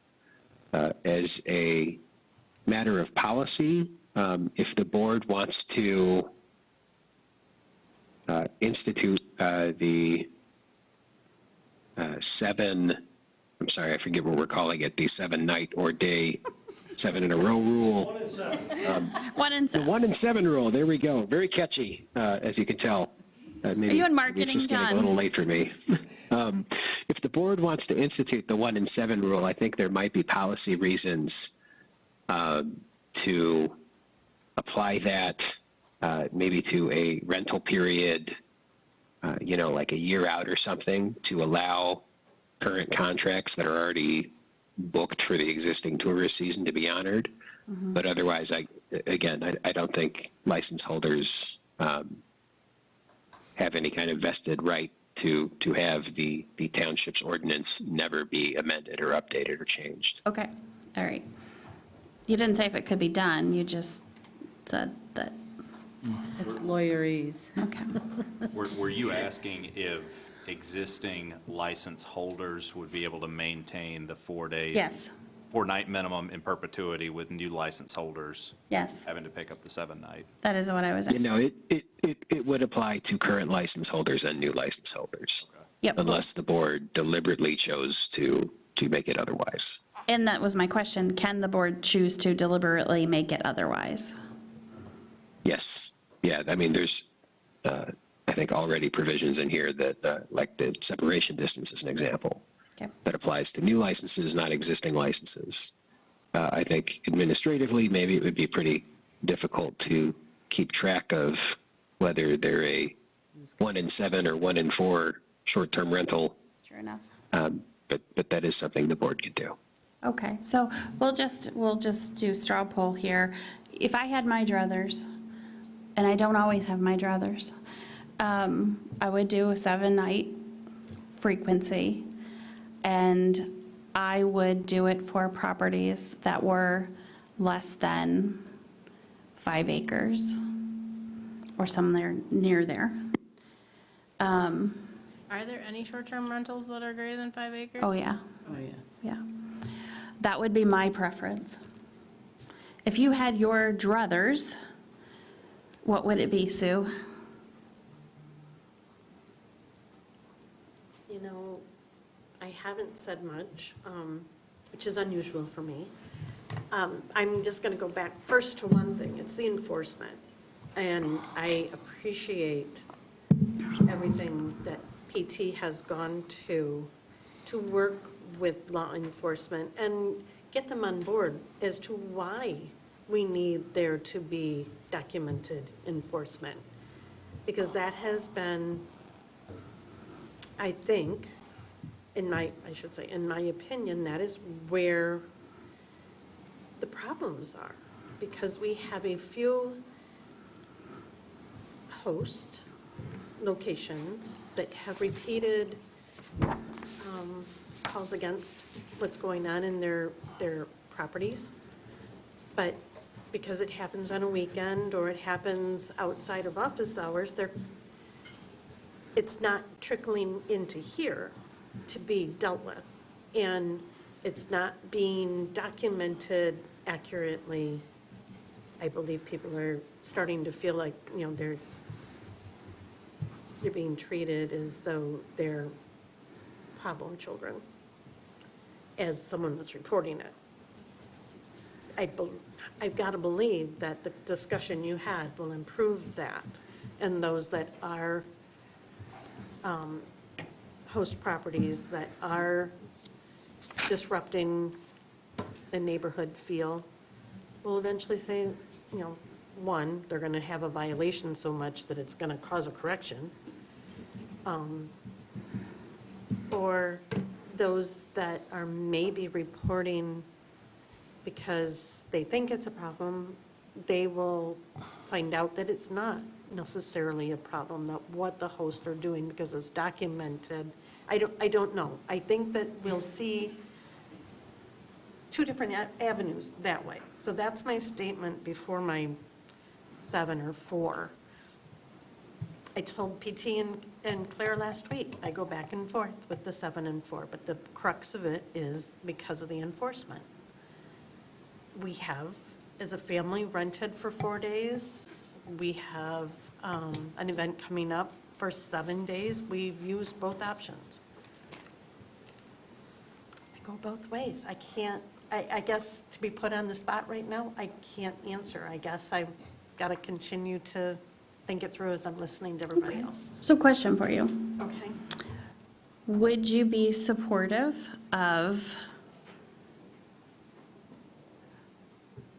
a 7-day kick-in for enforcement only and retaining it at a 7-day frequency? 4-day. 4-day frequency, 4-night frequency. I guess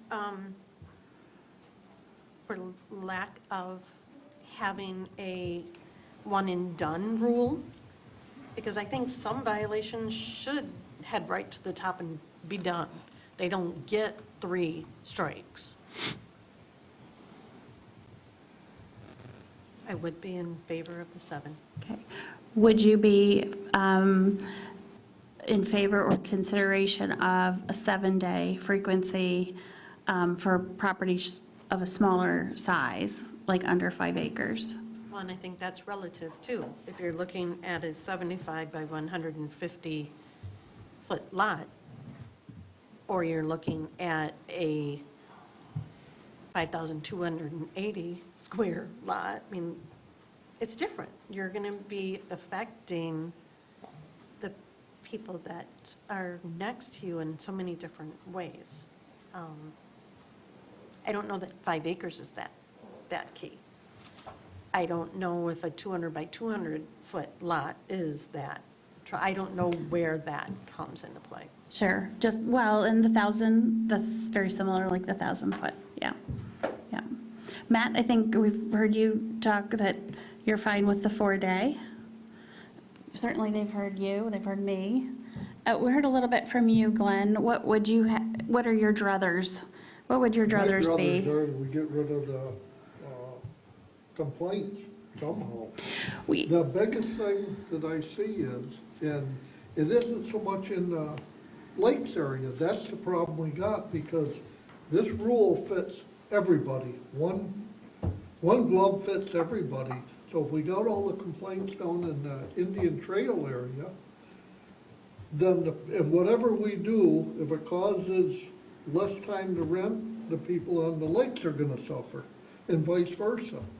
So, I don't know, my thought was, when I seen the 7 days, even though I tried to take out the the money they're gonna lose. That's the first thing I heard everybody I talked to, how much financial. Yeah. Well, I was gonna go through and find out how long they own these properties, because this short-term rental's only been for 2 years now.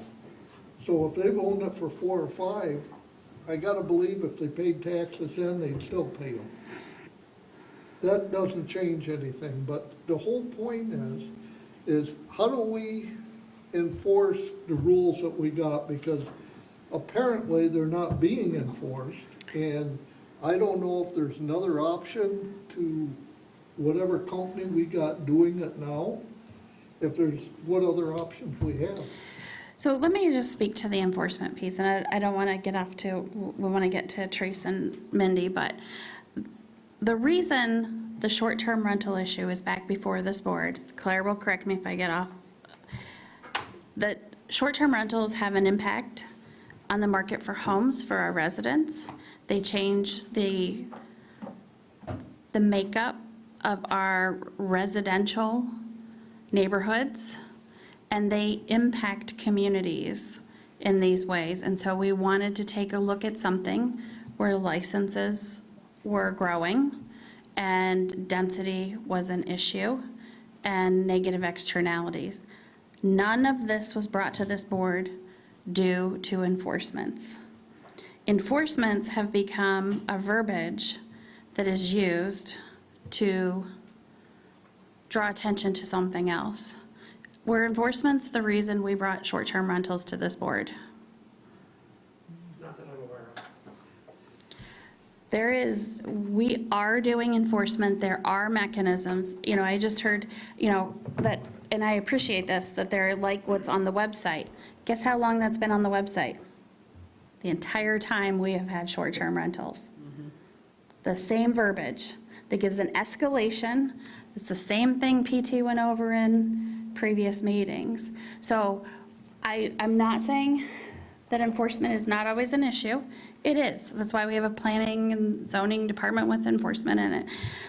But to throw all of this on the back of enforcement would be a complete misconception of why this was brought to you and what you're being asked to consider. Please straighten me out if I've said anything off there, PT or Claire. Yeah, I would say that that's accurate, and I believe that the enforcement has improved substantially in the last year and a half, and I think it's a very effective process right now. Okay, thank you for letting me just kind of address that, because we do hear that a lot. You didn't ask me, you just did it. Oh, I know, you know, you and I go way back, Glenn. Tracy, what are your druthers? Again, like I said, I can go either way. We haven't put this on the table yet, but Glenn's article that he brought with the seasonal 4 and seasonal 7 was interesting to me. I mean, that would allow them, the rental owners, to be able to, in the winter, rent both weekends on either side of, 3 days in the middle. And when their traffic is slower, and it's mostly weekends, and then allow the summer traffic for the neighbors to reduce some. But to the same point that Matt Cortade made, there's people there regardless if they're there 3 days or 4 days, nights, or 7 nights. They're still going in and out and doing their stuff. The only thing that's not happening is the house cleaner isn't coming and the host isn't coming to check the house out twice a week, so. Okay, Mindy, no, I just wanted to understand, because you did say one thing, this would allow them to rent both weekends in the winter. They still can, as I understand it, with the 7 night, because it's from the first day of the rental, so. If you did Friday to Fridays. Yeah. That's true. Yeah. But I just wanted to. Yep, you're right. Because that's a big deal. Like, It if you is. had to skip a whole weekend, that's a big Right. deal. No, you're right. Yeah. Mindy? I like the idea of the size of the lot. I don't know that 5 acres is the right, but I really do, I think that the lakes area, we've got really small lots. In the Indian Trail neighborhood, we've got some fairly small lots there as well, and I think that when we have 3 of them within 500 feet of a resident, that makes a whole lot of sense, to make it, you've got the Cortades property. I don't think they're gonna have any barn burners that are gonna, anybody around them's gonna hear. So,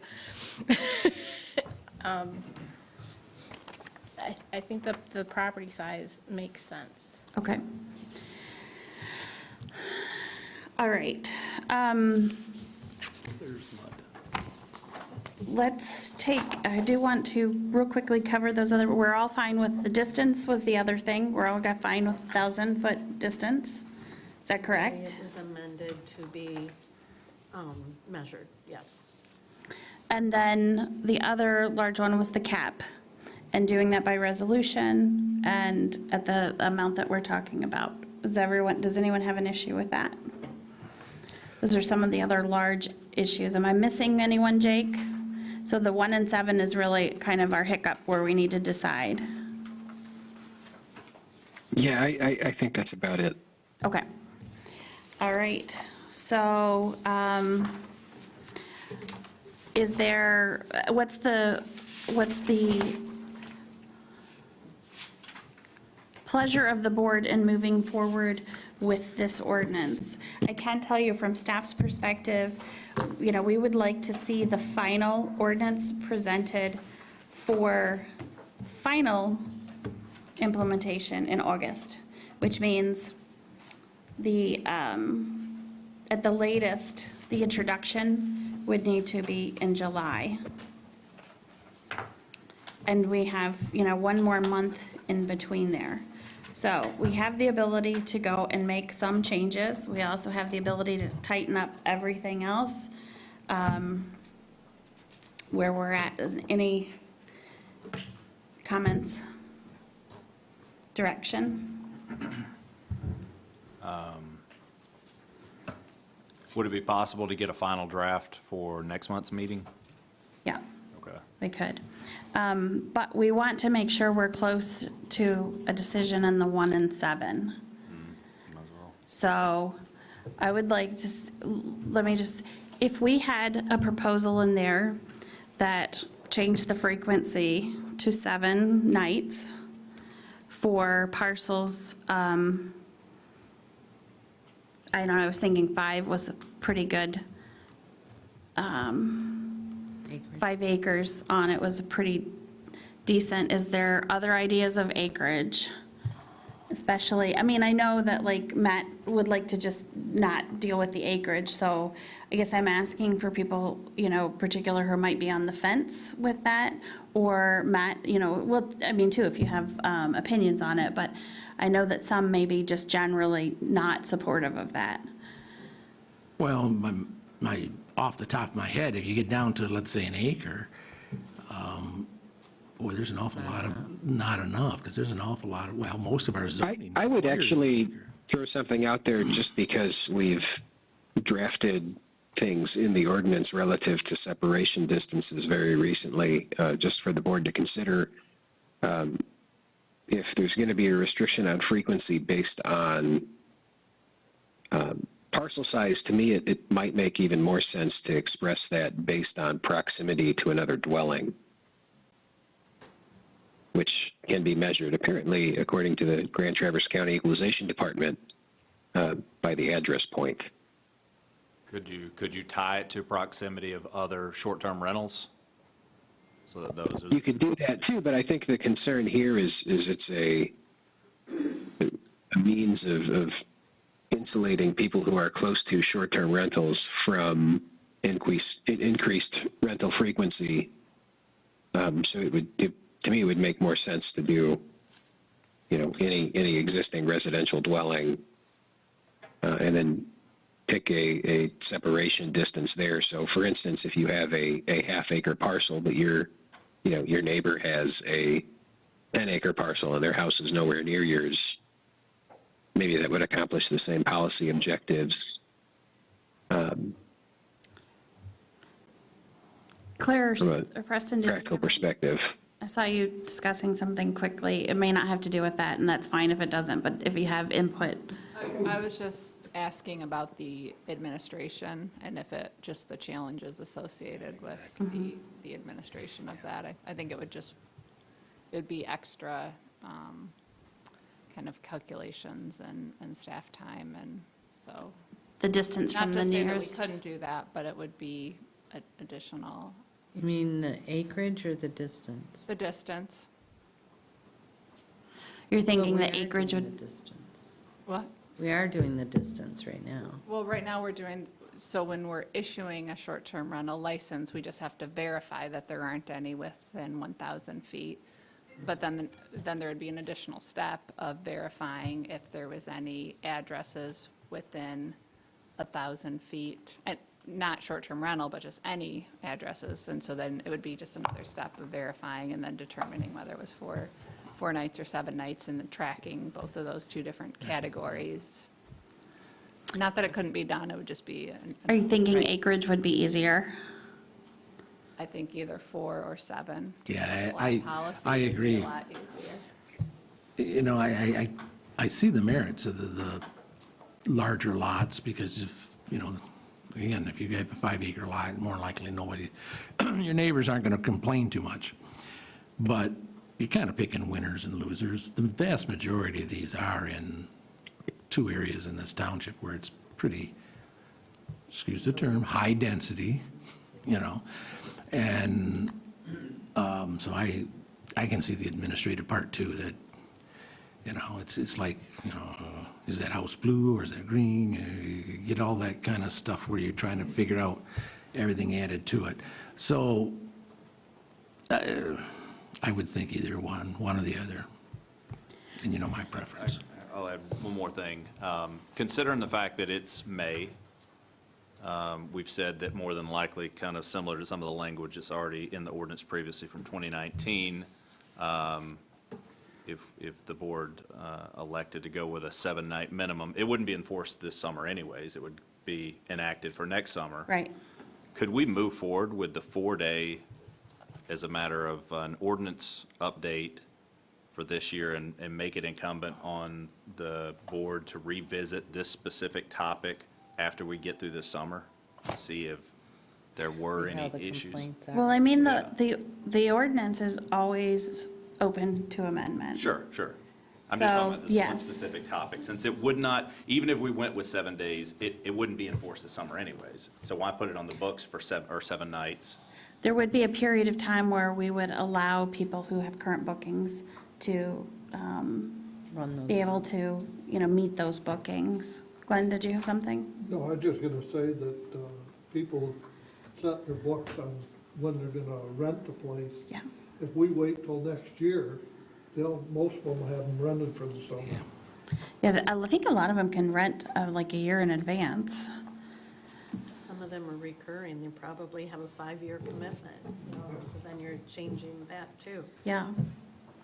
I guess one of the things that Jake said in this conversation that I like is that discerning, and Matt, who said I would prefer, the 4-day, says I see the merit. So there's got to be some fruitful ground there in that what you said was, it's stronger seeing where you are trying to delineate the reason and what you're trying to reach at by adding in the acreage component.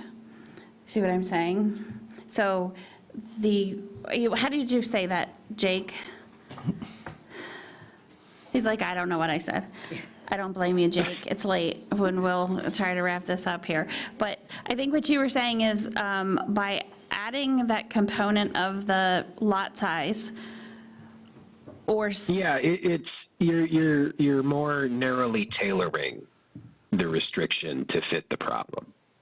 It's an issue of fit, as I see it. Yeah. I don't think it's going to solve.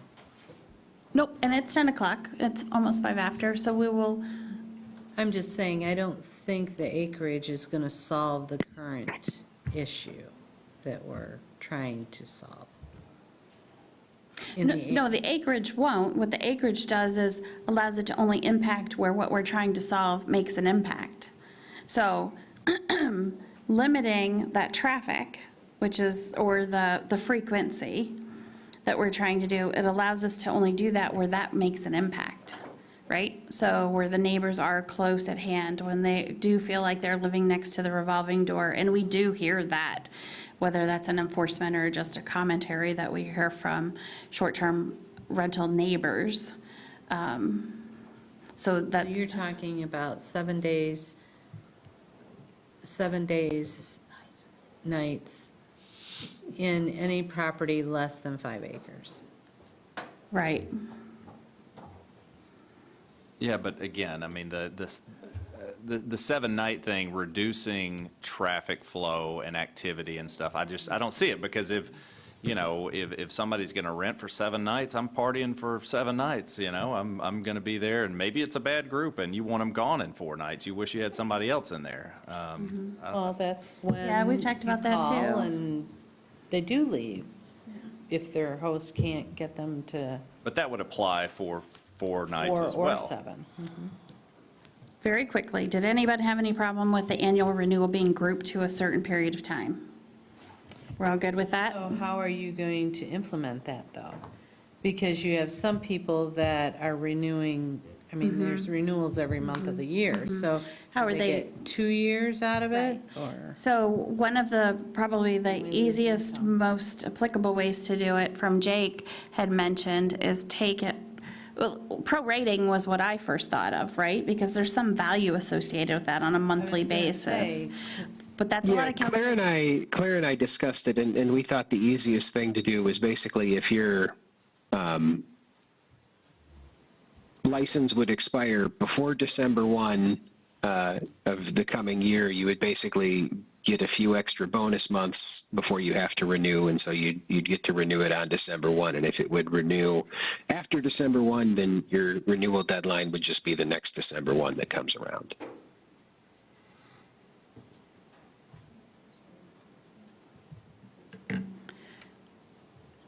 So in, I guess that's okay, I haven't figured out revenue-wise for the township to pay for the host compliance and stuff, what that's gonna do, Yeah. because it's gonna reduce our revenue, is what I think, but. well, we're not sure because we don't know the stratification across those months, but we can do some further analysis on that and take a look at it before the next month. I We, just would hate to go upside down again. yeah, no, we won't. We won't with that renewal. So I think what we'll do, unless I'm hearing any, we'll leave, go ahead. Just one comment. Is there a risk for the township that we sort of open the door to someone, say, I didn't know, Sneaking in. I've renewed my license on, November 1st every year for the past, 3 years since it's been enacted, and I didn't get the letter in the mail, or I didn't get the notice, and it lapsed, and now we have to kind of go back to this. Yeah. So let me. Well, using the new rule, if they, if their license is due on November 1 and they submit it on November 1, the township just processes it after December 1. But they operate without paying for a license for a month or 4. So what we can do is do a primer of information for you on how that would look, that license information. But in general, I don't hear anyone upset about eventually having an annual renewal time that's very uniform across all the rentals. Okay. All right, so we'll look at those details. Proximity to cabin courts, does anyone have an issue with including that in? Okay, I'm only seeing one question mark here. Matt, did you want to add anything in that, or? Well, no. I don't know why we banned cabin courts, so there's another whole thing to open up there. Okay. Okay. So sounds like generally, we'll leave that in their agreement. And right now, we have the 7 in there. We'll leave it drafted. We'll firm everything else up. We will bring this back to our board in May with singularly that sole issue to be voted on and move forward on. You're gonna bring it back in May? I'm sorry, June. Thank you. In June. Does that work for everyone? It works for me. Okay? Works? Okay. Let's see, with that, we are at public comment. If there's any public who would like to stay and make public comment, please do so. How are you, Judy? How are you? Long night, be brief. Judy Nemitz, East Bay. Want to give her the mic, Preston? Oh, so sorry. Thank you, sir. I saw Joe trying to jump. I'd just like to say that when they apply, if you wanted to verify an LCC, if it's a rental, you usually have a 1099 or a K1. You can ask for those forms to be submitted as well. The other thing is, with the 7-day, just as a fact, garbage pickup is once a week. Boats in and out, well, if you have more, you can have 2, 4 boats in, more. That creates more AIS. With traffic, rather than the 7-day, usually people come in, put their boat in, leave it in for 7 days, kayaks, everything. So you are creating a lot more wear and tear on the infrastructures too. So with that said, thank you very much for hashing this out tonight. Thank you, Judy. Hi, how are you? Martha Turnbull, 919 Avenue B. I want to specifically address the 1 in 7 rule, and I've had over 10 years of experience hosting short-term guests, owning long-term rentals, and managing rotational housing for nurses, refugees, and others in my homes. Short-term stays have the lowest impact on the neighborhood integrity because guests are rarely home. They are taking in our area's nature and patronizing local businesses. They aren't having parties, bonfires, or even cooking.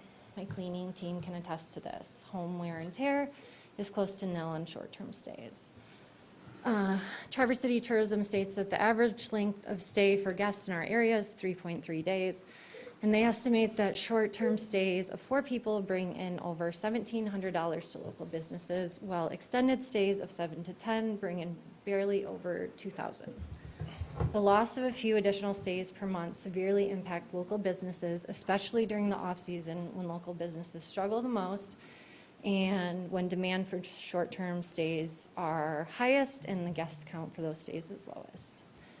During my interactions with the township and discussions at these meetings, the existing 1 in 4 rule has struggled to be interpreted and rarely enforced. There have been no case studies or other data sets that prove that the change in this rule will have a positive impact. What the 1 in 7 rule does is add an additional responsibility on Preston and the staff surrounding him. Has the township considered the additional staff resources, procedure build-outs, and tech investments needed for this? I encourage all of you to make data-driven decisions that reinforce the integrity of the board and take into account the township's ability to monitor and enforce any additional rules, as well as the impact on highly seasonal local businesses. A final thought is to look at the larger impact of short-term rentals on an individual's ability to be financially independent. Those with short-term rentals, myself included, have found a way to purchase a home and subsidize their income in a new economy where many are drowning in student loans, the middle class is almost non-existent, and our government is brought by corporations. Home-based short-term rentals are one of the few ways individuals can overcome this trend in our region's economy. It facilitates our ability to decentralize wealth away from big businesses, the mega hotels on East Bay, for example. And isn't that the best thing for communities in our country? More individuals who are financially independent homeowners and less of the wealthy elite. That's the American dream, and I ask the board not to undermine our ability to do this.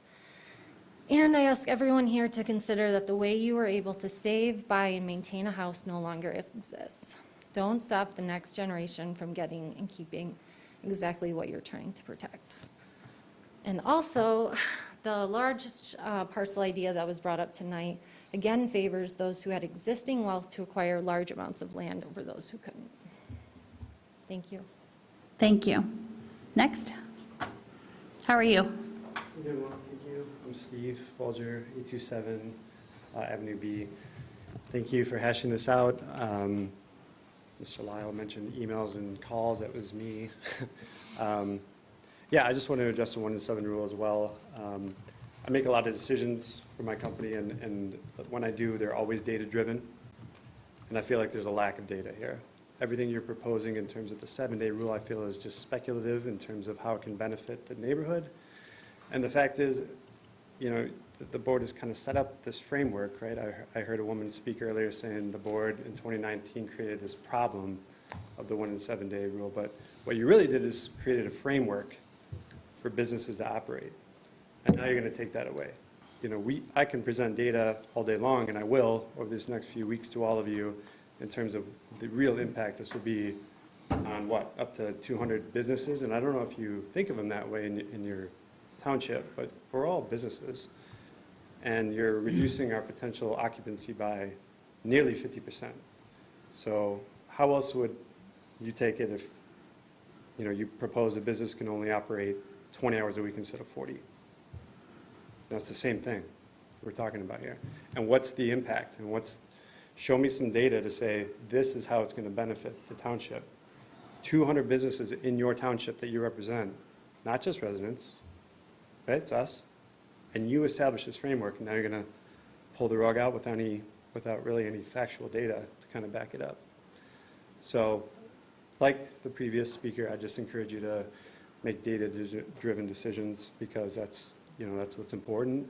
And it's not just the hosts; it's all the people that, you know, if you have 1.5 employees that work for 200 hosts, what's going to happen to these 300 employees all of a sudden? Because again, we cannot book 7 days for 9 months of the year. And in fact, even 3 months of the year. In the summer, it's very difficult. So it's going to be really hard for a lot of people. That's all. Thank you. How are you? Fine, thank you. My name's William Garland. I'm a member I live here in East Bay Township. I would like to address a couple issues that I've heard tonight. And that is, there's been an awful lot of speculating as to what's the impact of this, what's the impact of that. If we were truly concerned about the welfare of our community and how much money was flowing into it, we wouldn't have any rentals. We'd have people living there full-time who actually became part of the community, who actually in January were shopping at the store and going out for that occasional beer in February. As it is, though, many of those short-term rentals said empty. So the point is, if we're really concerned about money coming into the community, you'd have people living here, not renting. Second issue, I live close to short-term rentals. The one issue that I don't think has been brought up, and it's the reality that we live with all summer long, and that is when people come for that 3 or 4 days, when they get there, they raise hell, and excuse my language, but they raise heck for the first 2 days. The beer flows, they consume way too much, they're getting very little sleep, and usually about the time that they're ready to leave, they're already throttling down. They can only handle so many days of that. I'm in favor of the 7-1 or 1-7, whatever we're calling it. The reason being that what we've experienced is when people come for 7 days, they raise heck those first couple days, but then it dies down. And all of a sudden, they become normal people again. They don't have to prove to themselves that they can raise heck for 48 hours or 72 hours. For 7 days, they come in, they raise heck for the first 48 until they realize their body says, I need more sleep. and I can't consume alcohol from morning till night, and then they throttle back, and all of a sudden, they're normal people again. That's what we're property owners. This is why we live here, so we can go out and listen to the loons in the evening. Not listen to crazies that come up and want to live a lifetime in 72 hours, because that's what happens. The more frequent you have those kinds of people that come up, the more we have to listen to that over and over and over again throughout the summer. So there is a difference between 7 days and 4 days. Ask a person who lives, ask a person who lives next to a short-term rental or close to, because they don't understand volume and how it goes out. I like the 5 acres. You have to have something. If we put rules out there, we can concern ourselves with enforcing them. But if you don't have them out there to begin with, there isn't an issue about enforcing them. So the point I'm trying to make is, I think the 7-1 is a good policy. I think the 5 acres is a good policy. And yes, I think I heard Mr. Cook say that it wouldn't start till next year anyway. That gives all the property owners time to get all their ducks in a row and let all the people who are going to come rent know that, okay, this is the situation. But I think we need to put the line in the sand now while we're doing this. We can always adjust, but put the line in the sand now. Thank you. Thank you. Next. I just want to present a hypothetical for the board. So if we go to the 1 and 7 rule, I currently, because I live on my property, I have a partial homestead exemption. And the rest, I pay a non-homestead tax. If you're affecting my business by 50%, and I'm still paying the same non-homestead exemption, still paying the non-homestead tax, the increased tax, can I ask for an exception to reduce the non-homestead tax? Because now I'm renting 50% less of the time, because historically I'm only renting 4 days out of the week. Just a hypothetical, something to consider. It might be something I come at. The IRS will tell you can't do that. Oh, hold on. Thank you. Yeah, thank you. Any other public comment? Okay. So for anyone who thinks this has been a long meeting, it has been. For anyone who's tired of talking about short-term rentals, understand this is a tough issue. And so have a little grace for these 7 people up here who are trying to come to something that can maybe fit our community. Matt? Can I have just 2 minutes? I just want to thank this board for the addition of flock cameras to our community. We had an experience this weekend that if they would have been in place, there would have been a lot less, I don't know what the word is, but I sure do appreciate the fact that we're going to do that, and I hope everybody understands what they are and how they can be used. So, thank you. Well, thank you, and we do have a link on our website to the presentation on flock cameras, so if anybody wants to know what they do and what they don't cover, please avail themselves of that video. It's interesting. So with that, we do have an upcoming meeting. Our next meeting is in June. However, please watch out for a special meeting, because I will be having a special meeting on you. I'm very sorry, but we will, in probably a week to a week and a half. So keep your eyes open for that. If there are no objections, we stand adjourned.